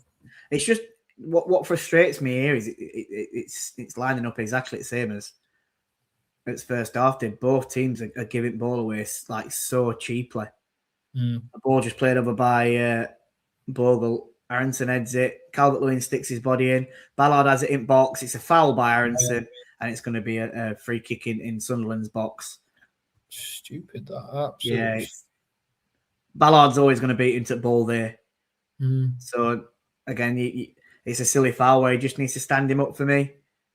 He's not really going anywhere, especially when he's in his own box as well. He's either going to clear that out and it's going for a throw-in, or they're going to clear it towards halfway and Leeds can re-come at him on attack. He's not even been clever about that. No. That's what makes that one even worse. Not even clever. My jeez, I really don't get him sometimes. Yeah. Look at this one. Jimmy comes in with good work with a tough game, boys. Absolutely, mate. It's hard to even commentate on it, mate, because it's that bad. Both teams are losing possession very cheaply, mate. Yeah, I'm hoping it comes good last half hour. That's what I'm hoping for. Fingers crossed. Definitely hoping Fingers for that. crossed. You never know. Subs come on and it might change games slightly. Yeah, it might do. You're right there. I know if I'm either manager here, I don't think Labrie will be trying to change it that much because I think they'll be happy to take a point if they do. Yeah, I know there's a long way to go, but I think if it's anyone who's going to be making a sub, I'm not even going to speak because I'm going to say if it's anyone going to be making a sub, it's going to be Leeds. I think. How wrong am I? I've just seen Granit Xhaka taking his top off, and it looks like he's going to be entering the field of play, which he's only just come back from injury, hasn't he? Yeah. He played last 2 games, and I think he had a sub appearance and then played 70 minutes the other day. Yeah, definitely managing his minutes. XG 0.45 to 0.01. Wow. That's obstruction, surely, from Angulo. He didn't get Leeds play on. It's a lovely flick from Goodmanson. That's a foul. Calvert-Lewin comes away. It's a free kick, though, from Gruev. Bloody hell. Have they made a sub? They've not made it yet. No one's made it's Diarra. It's all right with Diarra. I'm looking at number and I couldn't work out it where it's. Nobody's made a sub yet. But Ballard needs to be a bit careful here. Do you know what he's doing here? Obviously, because we see him a lot. He's doing Tanganga thing where he's chirping at referee all the time. Yeah. Has he definitely got a booking, Ballard? No, he hasn't. He hasn't got one. The only person who's got a booking was 09. 09. Yeah, 09 at the end of the half. Is that Diarra who's coming? No, it's not Diarra. Yeah, Isidore. Gertruda's come off for, is it Isidore? Yeah, Isidore. Sorry, Mendes coming off. So Mendes coming off for Isidore. Gertruda come off. I didn't see it well come on, and then Jacques has come on for Diarra. That's an improvement for me. In them, I think it's as well. I think it's 2 good subs there. So there's only 2 subs that's come on. It's Isidore and Xhaka who have replaced Gertruda and Mayenda. Isidore is strange for me because I thought he started off the season pretty well, didn't he? But yeah, he's dropped off a little bit, hasn't he, recently, I think. He were a good signing for Sunderland, though. For me, what did they pay? About 4 million for him, I think it were. It's something really low. Decent signing. How much did they pay for Xhaka? I want to say either 10 or 12 mil. It weren't a lot.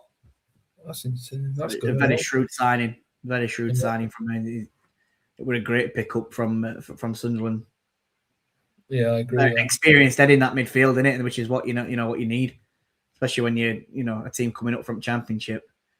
Oh, I've done well there. Stack has it. Oh, it's a good tackle by Alberetti.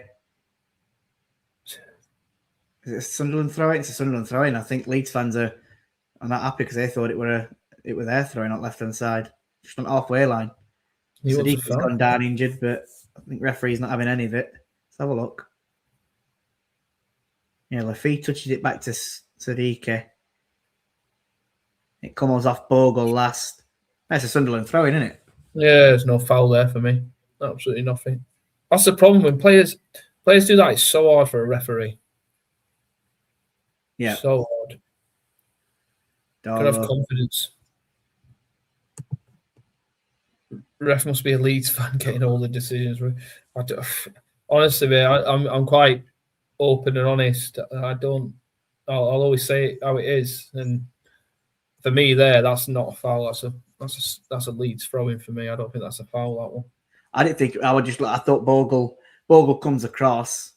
Maybe you can only say that it were probably looking at man because but it hits his feet and it just goes out for a throw. And I think it's the afters in it, which is maybe frustrating him there. But late there, he'll get caution for that. Diarra's getting a. He's 1, 2, 3. Yeah, he's booked Diarra for it. Yeah, I think he's done him for persistent. But that's the last 3. Yeah, that's stupid. That why do that? Yeah, you can't complain at that one, can you? No, I don't. Yeah, I don't get it. I think they've what's that about 3 or 4 they've given. I think the last 3 or 4 fouls have been in. I think committed. That's what Sunderland are trying to do. They're trying to get into Leeds' faces now, but they are committing these fouls here and there, and obviously referees seeing that, so he's going to be trying to calm it down. I need to tell him, listen, I'm going to start booking you now if you continue to do this. He's just trying to get an hold at game, isn't he? Yeah, sometimes you have to. That's a foul. That could be a booking. You'll get away with that. James Justin. You'll get away with it because of the amount of people that was around it. Right. He didn't have clear green in front of him, I don't think. I think that's what Xhaka's laughing at there and probably saying to the referee, saying, "No, hang on a minute, why is that not a yellow card?" Yeah. They'll always ask. You know, do you? I always say to players when they are effort for trying, mate, but no. Effort for trying. So they play it short. Now they play it into the box. Xhaka does. Terrible. When Ballard's winning all them headers. Ballard does have it though, doesn't he? Now it goes back into the box again. When Iron gets there. Alberetti on this right hand side. He tries to take it round Gruev. He's dispossessed. And then he fouls. Didn't see it were. I think it was Goodmunson. He fouls Goodmunson anyway. Referee blows for a foul. And away Leeds will come. Yeah. Everton 2-0 up. Let's have a look who scored. Come on. Please be Ndiaye. Not really. Dewsbury all. And Ndiaye, he assists it though. So, Yeah. I don't mind that. Here we go. Chance. Calvert-Lewin into the box. Oh, referee's blown. Oh, has he pulled him? He's blown for handball. He must be sure on that because I'd have thought he'd have left it. Did he say handball or did you do it for a pull? He says he's gone like that. So hand movement towards ball. I think we'll see it here. So he brings it down. Oh, yeah. Oh, yeah. 100%. Yeah, 100%. And he's in a great position, the referee, as well. Yeah. But I suppose I was saying earlier, didn't I, about, do they leave that, and then there's an injury. He's seen it and he's give it straight away because he's confident. He's, like you say, in a good position to give it. Yeah. So at least there were no injury caused if there were a sliding tackle, say, coming on Calvert-Lewin then. Yeah, that's true. No, he's done well. Albert. I tell you what, do you know that Alderete? Yeah. I think he's done a good job on Calvert-Lewin tonight. Yeah, he has kept him quiet. Yeah, definitely kept him quiet. No. Oh, you've seen them big you know if that's on halfway line? I've seen it been give. Oh, That's what a good tackle. touch. Good tackle from Ampadu. Ballard has it. Into 09, into Diarra. Diarra takes it past Goodmanson. He's all over his shirt. He's not get that one either. I'd expect the AR to be giving that, not the referee there. He's the closest. The only thing that's making me think is that Diarra leaning into Goodmanson, looking for foul. But I thought it were a foul personally. That I think Goodmanson's got enough for his shirt that he's pulling him down at the same time. Yeah, see that. Oh.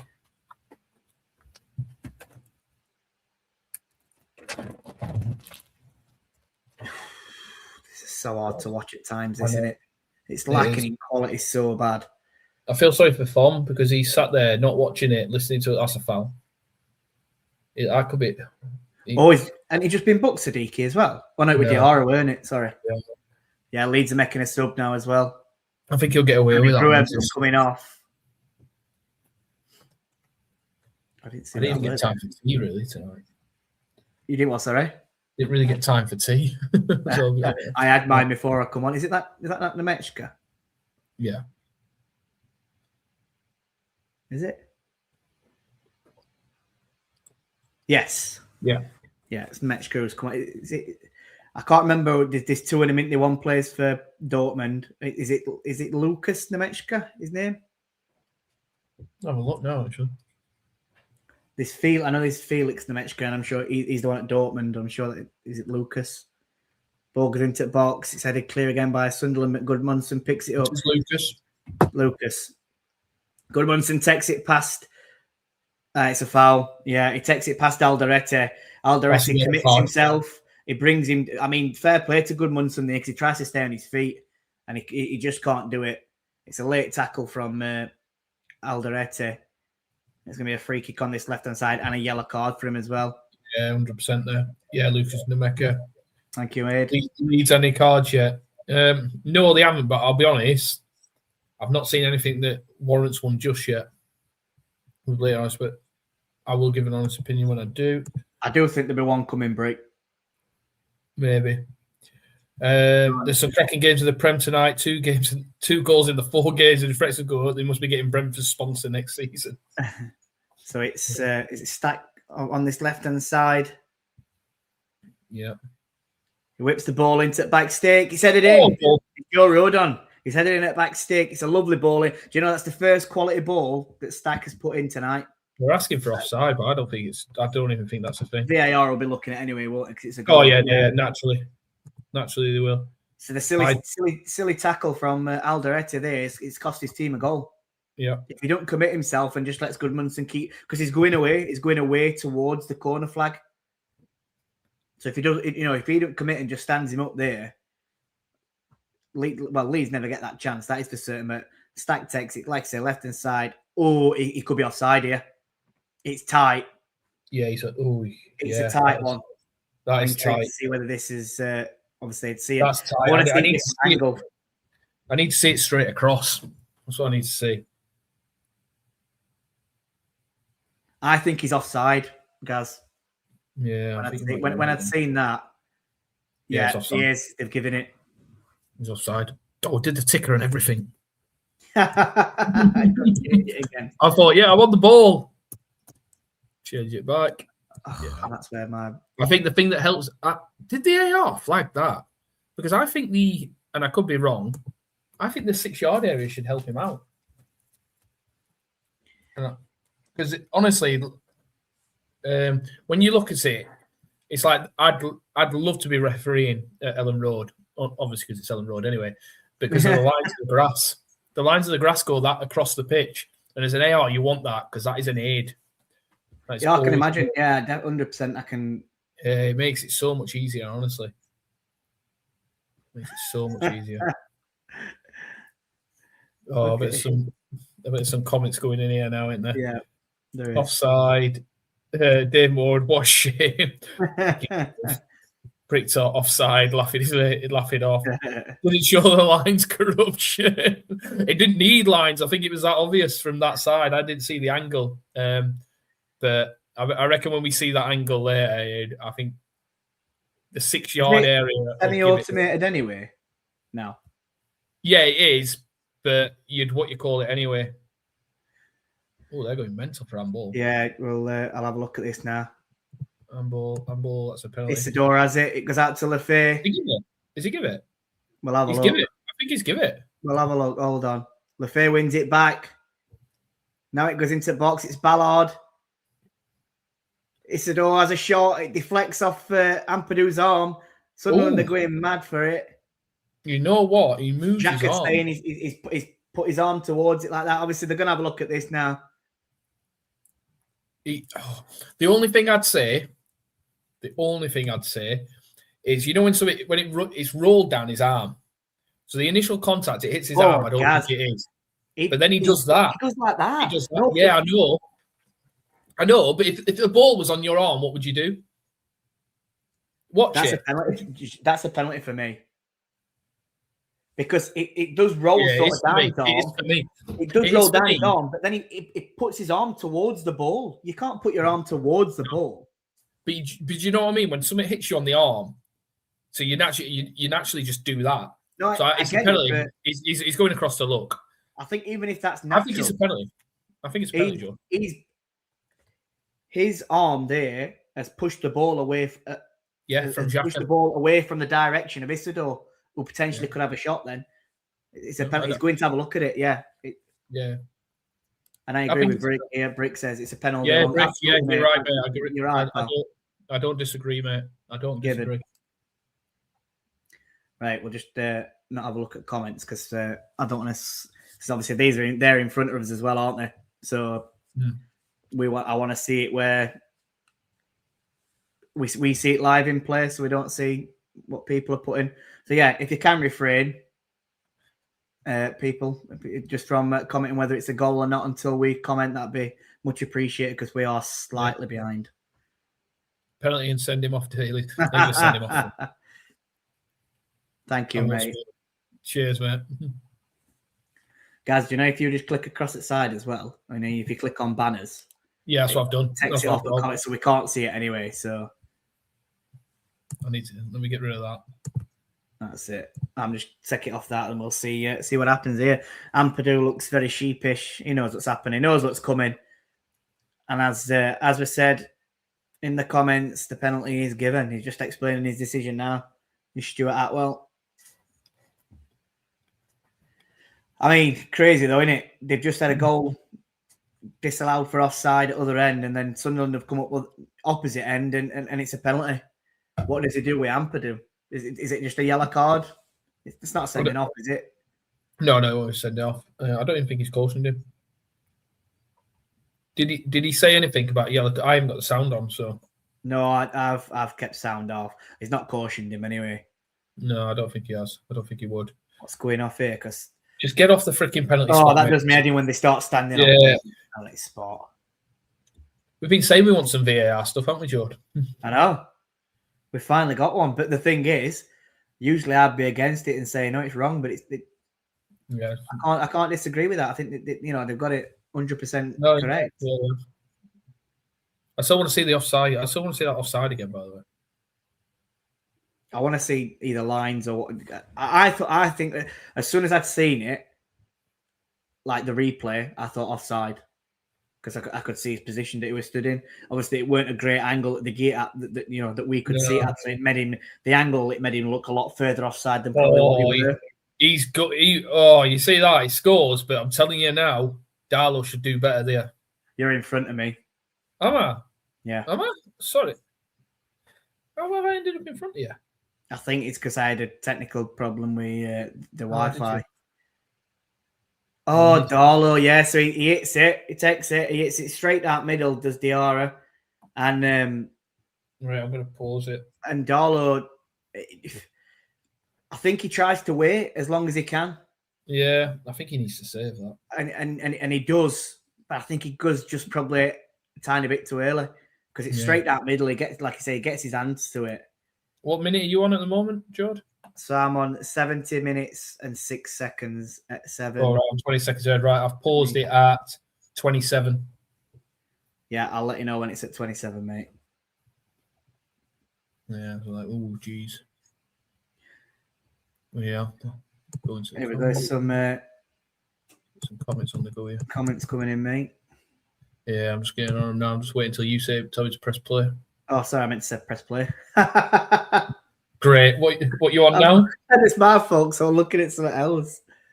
70 minutes, 38 seconds. I'm 4 seconds ahead of you still, actually. Oh, that's all right. Then. All right, let me go into it. Yeah, there we go. Yeah, I think you should save that. Yeah, I do as well. Yeah, so well, that's the one anyway. Yeah. Million. That's the one goal. So I was wrong about Sunderland getting an away goal. Yeah, now we need Leeds to get 2. Only joking for the Sunderland fans.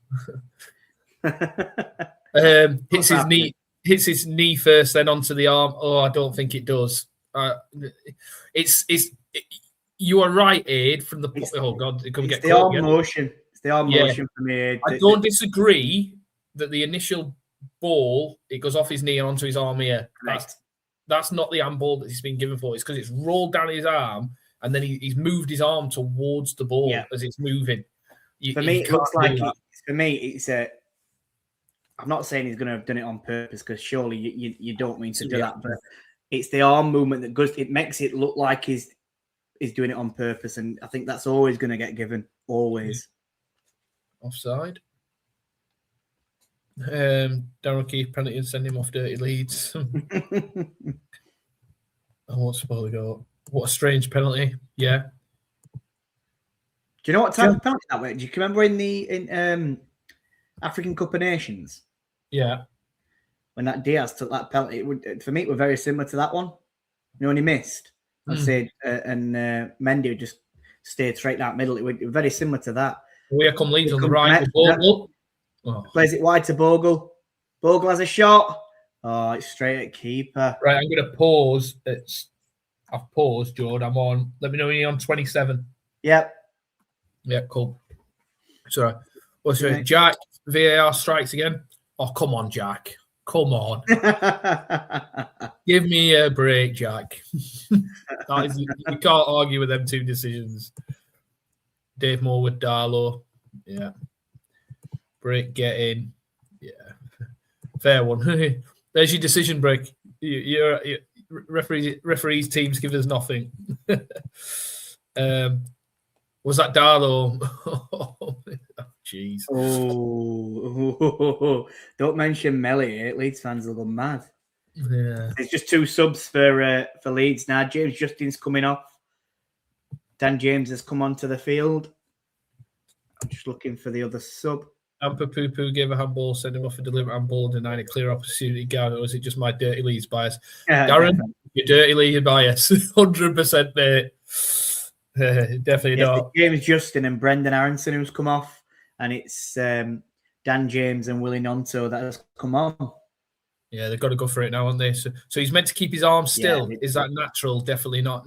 No, it definitely isn't natural. He's moved his hand to the ball, Jack. That's why, mate. You can't move your head to the ball. Oh, Diarra's coming forward, though. Now he tries to play Isidore. Wrong ball. It should have gone to Lefay on that left-hand side. Should have. And Dave with a super. Plays it. Good. Away comes Dan James. He's been pulled back. He manages to get to Bogle at right back. He comes into Joe Road and was going to come across the strike. Leeds having the ball at the moment. Goodmanson comes back into strike. Deep inside their own half are Leeds. Looking to move forward, but there's not much movement as it stands. Ampadu and stroke player 1-2. Goodmanson plays it back to strike. I tell you what, it's a good setup from Sunderland though now because they're stopping Leeds from trying to come forward here. Yeah. It's an high press from Sunderland. Cheers, Dave. Yeah, cheers, Dave. Man, by Joe, what a great stream. Thank you. Yeah, no, Dave, thank you. Really much appreciated. Thanks for joining us, mate. Yeah, it's good. Glad everyone's here. Like I say, like and subscribe. Let's build the channel, and then we can do more of these. We definitely can. Oh, what a ball in that is from Dan James. So in the match credit on edge at box, I didn't see who he played it into, but he played it wide to Dan James. Dan James flashes a ball across the 6-yard box. It's looking for Don Calvert-Lewin towards the back stick. It was a match crew who originally played it to James. What a ball in that is. Keeper dives out to it. He misses it. And Calvert-Lewin's just a second too late. No, he's well off. It's hard lines. No, it's hard times. Oh, I'm hoping this is where it opens up now. So there's 15 minutes left plus injury time. But yeah, hopefully this is where it opens game up a bit, and we see a bit more attacking threat. Yeah, Jack says seems very harsh, but if he stopped a goal scoring opportunity, I don't think he stopped a goal scoring opportunity, and that because the player there's not control. There's like distance control, direction, defenders, things like that we look at, and I don't think he's in control of the ball. The Sunderland player, but he definitely moves his hand towards that. Gaz, I'm continuing my agenda. I know, and I'm quite happy to carry on with it as well, mate. That is true. Barnsley 0, Wickham 1. Are you hoping for an Ipswich win tonight? I don't think, Claire, to be honest. Thanks for joining us. This is Claire, our Coventry fan. I don't think we can catch them, if I'm honest, Claire. I mean, I've been looking at playoffs and saying we're not going to catch Wrexham. So I can't then turn around and say that we're going to catch Hull. So I think it's a result that if we were looking to try and catch him by some absolute miracle, then yeah, we'd want Ipswich to win. But I'll be honest, I don't think it's on. So it's not really a result that I were kind of looking at, Claire. No, me either. To be honest, I don't think we catch either of them. Ampadu playing volleyball. Dave Morwood. Stop winding people up, Dave. Surely not Tarn losing according to Cal today. They're heading for the playoffs. They do have 4 games in hand. The less said about that, bloody hell. Yeah. Some of his stuff he says is clickbait. Yeah. Makes sense. So yeah, 25 yards out this left-hand side. It's a chance for Stack to have a shot again. I think he's just left-hand side, looking for a quick free kick. Because Nonto wants it. It's a bit further to the left actually than I thought it was going to be there. This Gas. Yeah. So I think it's probably going to be more likely a cross into the box. No, I don't disagree. Makes sense then, Gaz. If he's moved his hand towards it, then it's a pen. Yeah, that's what I'm saying.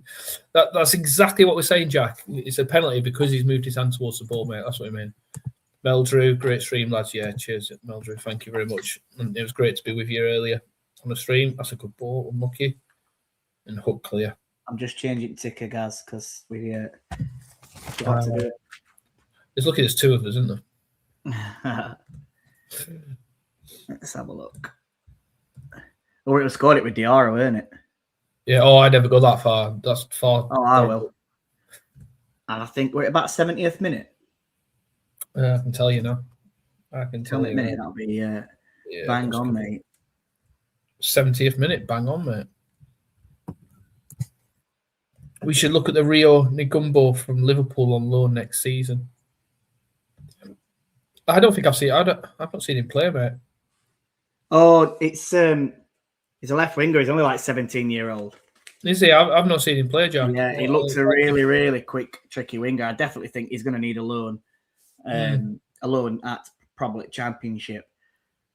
Yeah, to be honest, Jack, I can agree. I'd like to take a chance on him. Really quick, tricky, direct winger. I think obviously next season he'll be 18 years old, and I'd take a chance on him. Yeah. No, I agree, Jack. Definitely, pal. No, but that exactly. Geordie's more delusional than a pig fan. About that. What's that one? So he's talking about the Barnsley fan. Oh, yeah, he's on about Cal. Yeah. He's on. Well, do you know what? I don't mind Cal. I really don't, and I like the stuff that he does with Jim. So I'm not going to sit and slag him off. But some of the stuff he definitely says is for clickbait, 100%. And I can get why he does it. He's a streamer on YouTube, and the more clicks and the more likes you get, the better it is for him. Exactly. Reminds me of a Man U famous guy that does YouTube. Mark Goldbridge, is it? Goldbridge? Yeah. Yeah, 100%. I can see I get why they do it, because it gets people talking about it, and it's fair play. It's good marketing. Yeah. All Liverpool fans want him to start in for Liverpool right now. That's fair. Well, I think if they wanted to start, and it could be like that Cole Palmer one that we had, where we were agreeing to sign him on loan, and then he had that game in Community Shield for City, and rest is history. So what could have been, and that'd probably be the same thing with him. So Yeah, it would have been class that. So 10 minutes to go here. Sunderland obviously 1-0 up from that penalty from Dyer. So it's very much game on. Could go anywhere, this. I'm expecting Leeds to throw a kitchen sink at it, to be honest. Yeah. Goodmanson has it on left. He plays it into Ampadu. Ampadu's just coming into Sunderland's half. I mean, Sunderland have gone deep now. It's about game management for them, innit? Yeah, 100%. They're trying to seek game out. And oh, is that Ampadu? He's a lucky man there because he must have just won ball. If he misses that, he must. Oh, he didn't get booked for that penalty, did he? I'm thinking he's on a booking. No. I'm thinking he's putting that tackling and he's on a booking. Dan James puts it into the box. Bogle has a shot. It's blocked by Alderete and it's cleared. So again, like I said, Sunderland have got every man behind the ball, so there's no one up pitch. Darlow's literally on halfway line receiving that ball.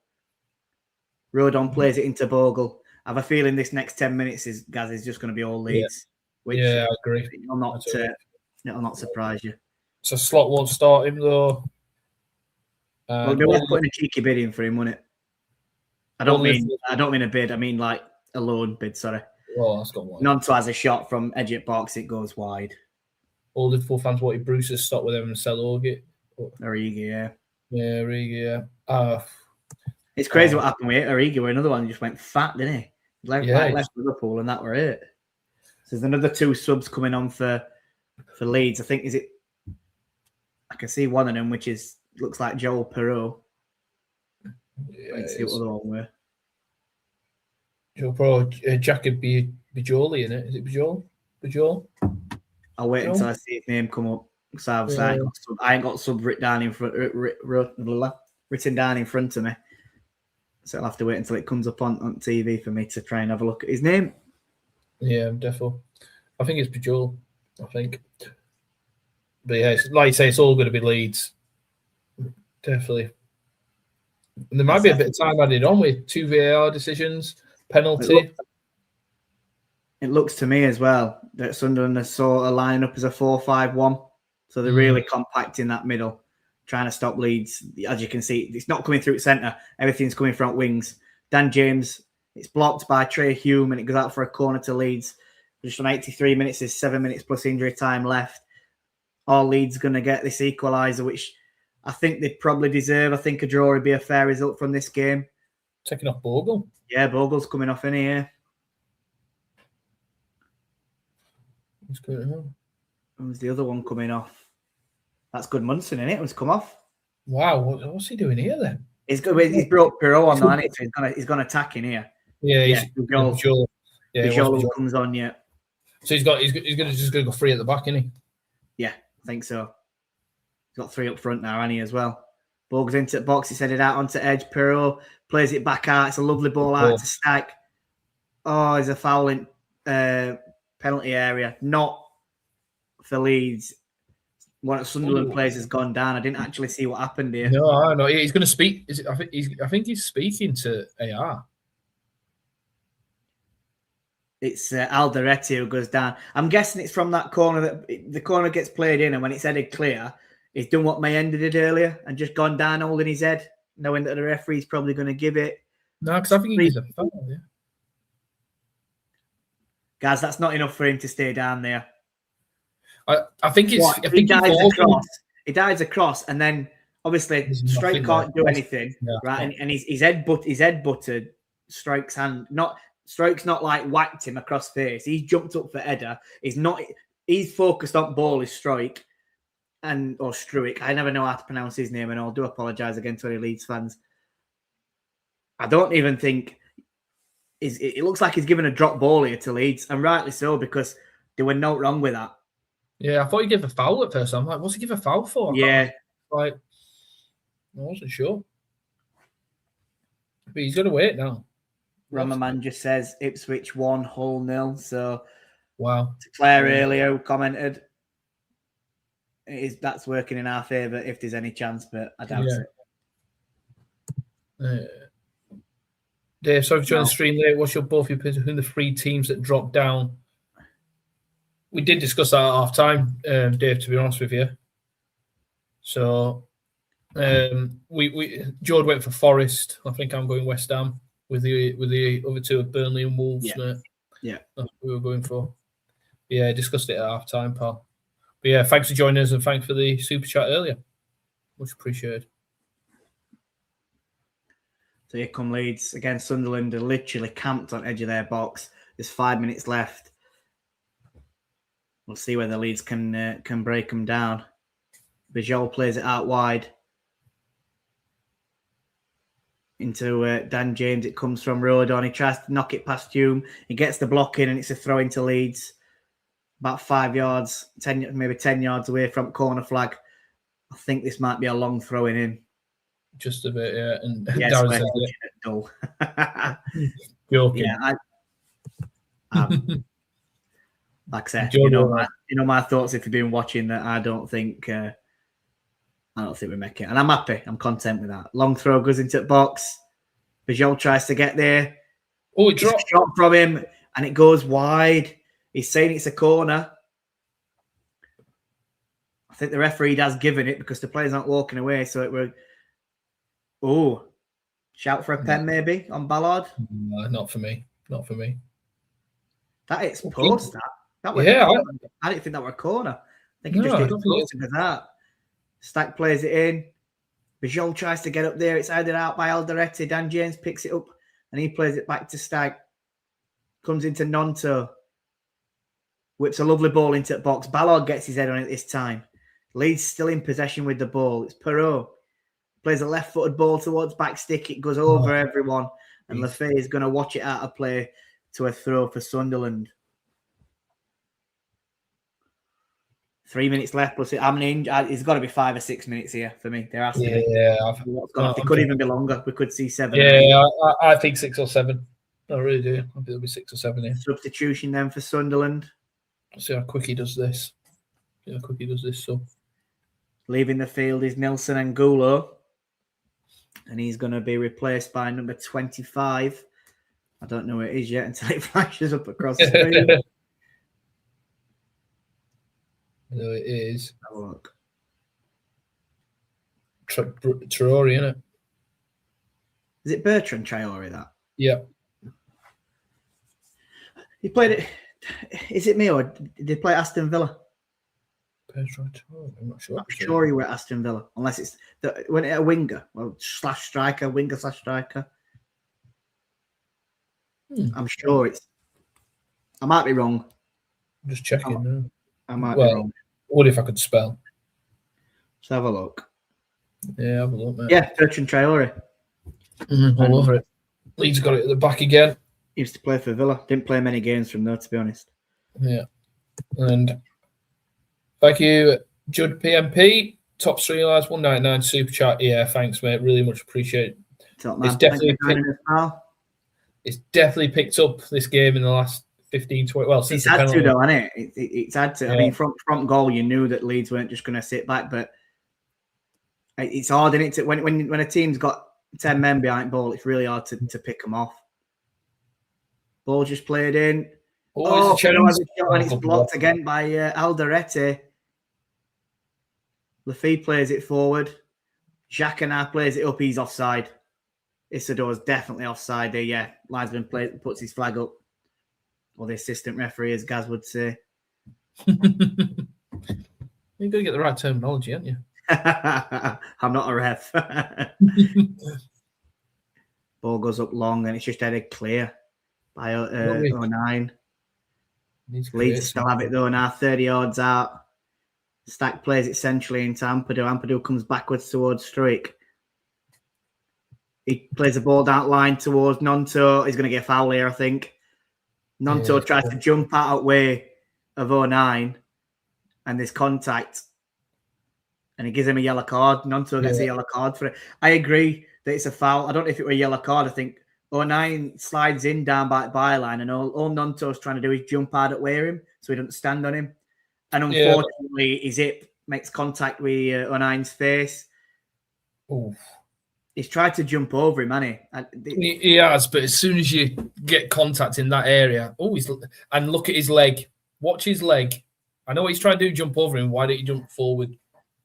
His right leg goes But that way. if you look where 09's sliding in there, he's sliding towards Nonto. I feel like Nonto just jumps in air to jump over the player. And 12 minutes. 12 minutes. Wowzers. I did. Where have Here I comes Buffet into the box. It's a terrible touch. Great defending by Rodon to get back there, but was the VAR that long? Well, we had the penalty decision. We had the penalty. We've had the offside goal. We've had a lot of subs, to be fair. Well, both teams have made at least 4 subs each. Yeah, I think they might have done all their 5s. So they've stopped I reckon they've stopped the game 3 times each. Then. Yeah, 84. This corner on right hand side. It's a left-footed in-swinger. This. I thought they'd have played it in corners here, but saying that 10 minutes, 11 minutes is a long time to keep that corner in it. Yeah, I won't be doing Xhaka that. plays it in, it don't beat near post. Calvert-Lewin gets the clearance, it comes straight back out to Xhaka. And Jimmy, top word, lads. Yeah, cheers, Jimmy. Thank you. Jim. Cheers, pal. Thanks for building this community we've got, mate. Not so butted him. We won't be here if we aren't Jim, would we? No, we wouldn't, mate. Well done, chats. Thanks as always. Yeah, cheers, Ian, and thanks forever for being here, mate. Do really well in the chat for us. Thank you. 12 minutes at a time. 12 minutes is a joke. I'll be honest, I've not been adding it up. But I said 6 or 7, but I've obviously lost track. And I said 8 as a maximum. I didn't think there'd be 12, mate. So yeah, I think the point is the fourth.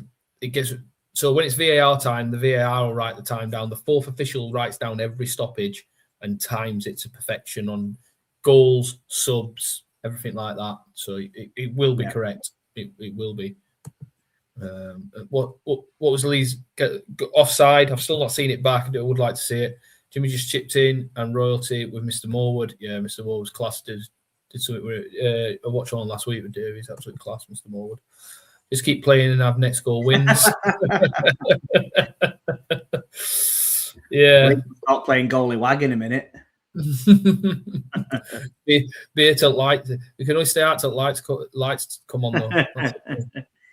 Lee's getting a bit of Fergie time. Yeah, well, there's going to be more added time here as well because Traore's just been fouled and he stayed down.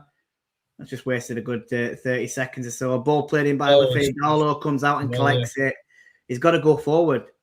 Yeah, he's got to quick. I think he waited a little bit too long there. Ballard makes a foul on halfway line there, and the referee just plays on. And brilliant streams to see how professionals do it. Cheers, Dave.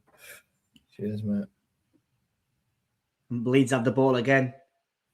Drake plays the ball wide, looking for Dan James. 09 comes across. He blocks it really well, and it goes out for a goal kick to Sunderland. Great defending there by Luke 09. Yeah. Point is, nobody can make any more subs because it looked like then to me Sunderland were trying to make a sub, but they can't. They've only made 3 subs, but they've stopped the game. You want to get 3 allocations though, don't you? It has to be in a lot of time, doesn't it? No. In fact, sorry. The timing on Sky Sports is 55 minutes for Isidore and 56 for Grant Xhaka, but they made that sub at the same time, didn't they? You remember? Yes, they did. Yeah, they both come at the same time. So they have got one more opportunity, and I'm guessing this won't be happening next season. They've got, I think it's 30 seconds they've got to get off, and that's it. So it's Traore was coming off. He's only it literally come on 5 minutes ago. Yeah, and he's from that tackle on about like literally probably a minute ago. Yeah, strange. It didn't look like there were much wrong with it, but it must be a muscle injury that. It went down with from the foul from Rodon earlier, and he's left feeling Chris Riggs come on. This is a player I'd potentially look at. Yeah, if he saw his haircut. Loaning next season though, Chris Riggs. I don't think he's had that many minutes, has he, this season? No, he hasn't. You seen his haircut though? The bowl cut. Yeah, it literally look. Yeah, but it don't even look like he's been cut straight. Away comes Nonto. It's a great ball out wide. Rodon.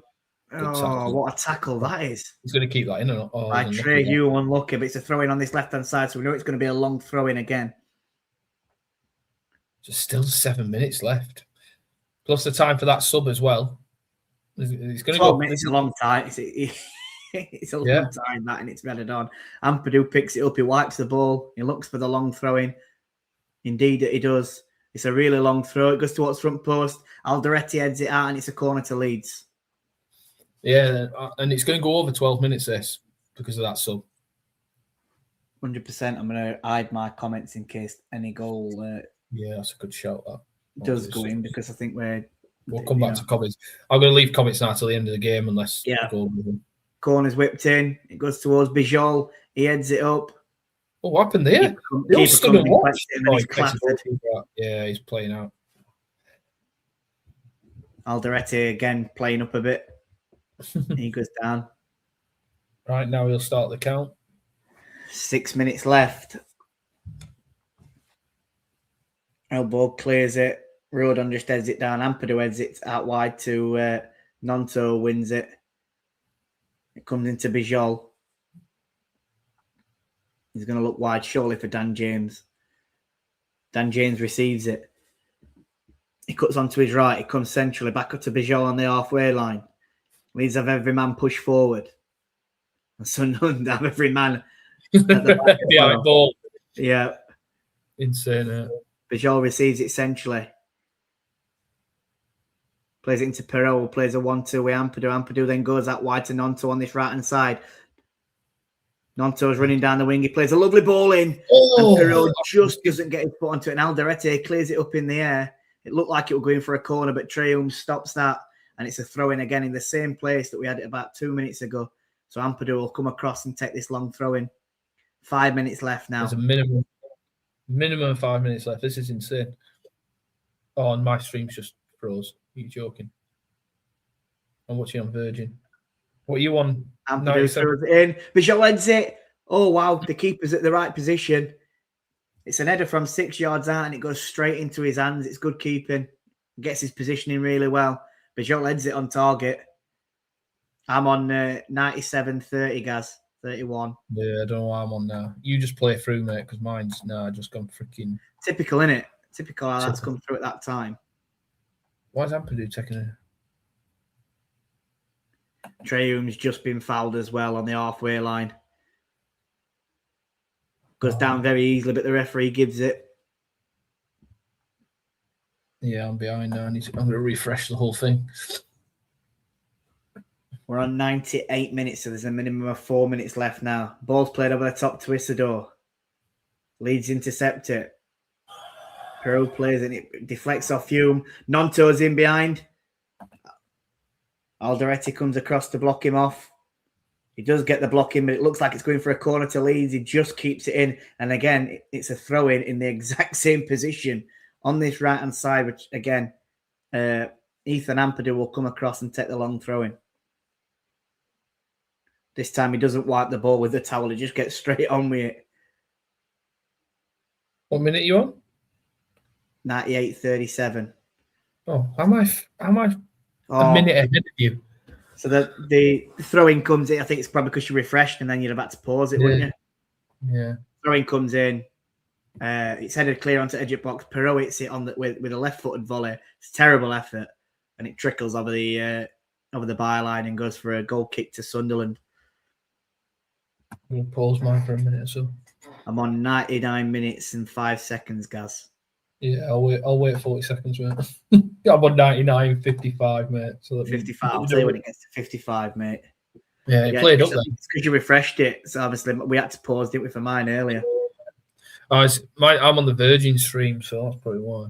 Yeah, I think it's because I think I must have got a stream that's VPNs in Dubai at the moment or in Iran. It's completely behind.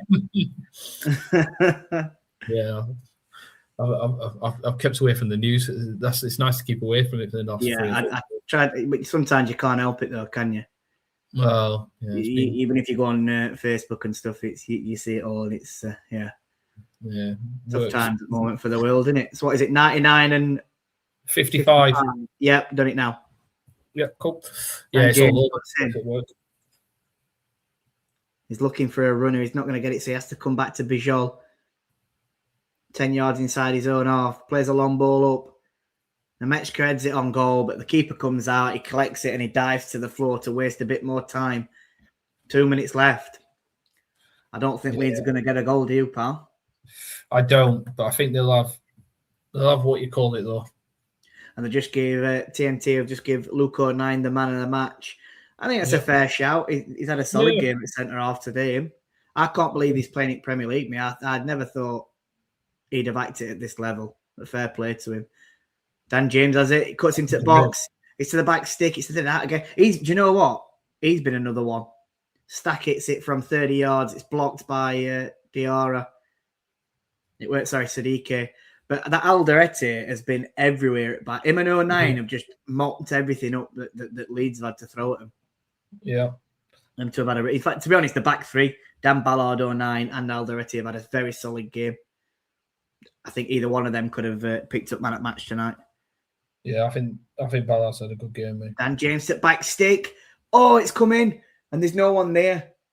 And it's cleared, and it goes out for a Leeds throw-in. Where were the Leeds players there? I think that's a foul, you know. What, from Nonto? Yeah. Push your shoe it back, didn't he? I think, well, the fair. Yeah. I think that's a foul. Yeah, I thought he were going to get it, to be honest, but I'm surprised he didn't. Yep. Sunderland have one into box. It's come away through it. It's Dan Ballard, and it goes out for a corner. That could have deflected off him anyway there and got it back at net, but fortunately it goes wide and it's a Leeds corner. I think this will be last chance at game for me. Yeah, potentially. I still think there'll be another 30 odd seconds. Goes in towards Ampadu. Bijol heads it. The keeper collects it. He falls to his knees. And we're into the 12 minutes that's been added on. I think he'll kick this up. And I think the referee will blow the full-time whistle. And it just shows a Sunderland fan at the perfect time giving out the old hand gesture sign to the Leeds fans. Keeper goes long. I think there'll be another 10 or 15 seconds here, you know. But he's giving Leeds another chance here. Yeah, he will do because of the subs. Dan James is intercepted. Oh, you idiot, Dan James. That might be it, though. And Sunderland just clear it long. It goes towards Caldalo. He's got to send it. He's got to go long. He can't be faffing about with this. It does go long. It goes centrally. And Leeds just win the ball. Lafay has it now. It's a wrong place to put it. The clever end just keep hold of it. Yeah, they go long. Referee's still playing on when he's into 13 minutes added on now. It's that sub because it was a long sub, weren't it, mate? And there you go. The referee blows the full-time whistle. It's finished Leeds 0. Sunderland 1. I think, you know, it's a smash and grab for me for Sunderland there. They got the penalty, didn't they? Leeds scored and it got ruled out and they got, you know, went up the other end and got the penalty and took the chance. It was probably their only chance of the game, that penalty for me, Sunderland's. And they've scored it and they've got the all 3 points. I think Leeds will be disappointed, especially not to come away with a point from that. I think that you know, it's what they'd have probably deserved, but it weren't to be. And Sunderland take all the 3 points. Yeah, it's 70% possession, 17 shots on target. There's 17 shots, 4 on target, and they've had loads of blocks. So to be fair, but 30% possession, 3 shots, 1 on target. Yeah, that's it. 1 block, 1 off target. So yeah, like you say, Jord, massive snatch and grab there, and yeah, Leeds can feel 100%. A bit hard by there, but a good performance by Sunderland, to be honest with you. Yeah, they'll be happy with it to get 3 points. I think it's, you know, Leeds. I think it's a poor result for Leeds.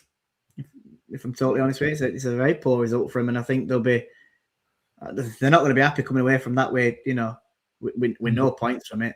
They still, what do they still sit on now? They're on 34, 31. 31. So way off from what I said, but I still think they've got enough Leeds, and that's Sunderland definitely safe for me. Easily safe. They've not had anything to worry about. Like we said, they'd done most of their hard work in first half of the season, haven't they? It's just showing you league tables now. So yeah, as it stands, with West Ham playing tomorrow, Leeds are currently 6 points above the relegation zone, and they've got a 9 goal better off on the goal difference than what West Ham. So it's not the worst thing for them, but they'd have obviously, if they'd have picked up 3 points for their, another couple of wins kept Leeds safe as well. So, oh well, His ways. We'll go through the comments before we finish. Brilliant stream. Nice to see how professionals do it from Dave Morwood. Thank you, Dave. Thank you. Really much appreciated. And thanks for watching, mate. Bad results for Leeds in this, in my opinion. I don't disagree, Jack. I think they'll be disappointed at that one tonight. I think all Leeds fans will be. But yeah, thanks for watching tonight, Jack, and loving the comments on referees, mate. Love it. Even 30 seconds on a stretcher. Yeah, that's about that injury earlier. Agree with Mr. Morwood. 2 comments above. Bad result for Leeds. I think. Oh no. Oh yeah. I think it's on about. Yeah, he's on about him saying thanks for a good stream and that. Yeah, cheers, Dave, and thanks for being here and thanks for the super chat, mate. Evening, Ross. Great stream, lads. Shame about the football. Yeah, but it did get better the last 20, 25 minutes, to be fair. It did. It was a bit of a bore 65 minutes, I'll tell you that. Everton 2, Burnley 0 full time. Cheers, Ryan, being there all night, giving us the updates. So thank you for that. Really much appreciated. Added time to the added time. Yeah, it was always going to happen after that. Dave, thank you, boys. Great stream. Cheers, mate. Ballard, man of the match. Yeah, I agree there. Any of them back three, like I said, I think all 3 of them, Alderete, Ballard, and 09 defended absolutely impeccably tonight. I think they were very hard to break down. Come from midfield as well, and they've got you them 3 points, haven't they, pal? Yeah, they have done well there, mate. And thanks for watching, mate, and welcome here anytime. Football Sunday had like 6 first-team players missing. They still beat Leeds away. Fair play, shows how much they have closed the gap.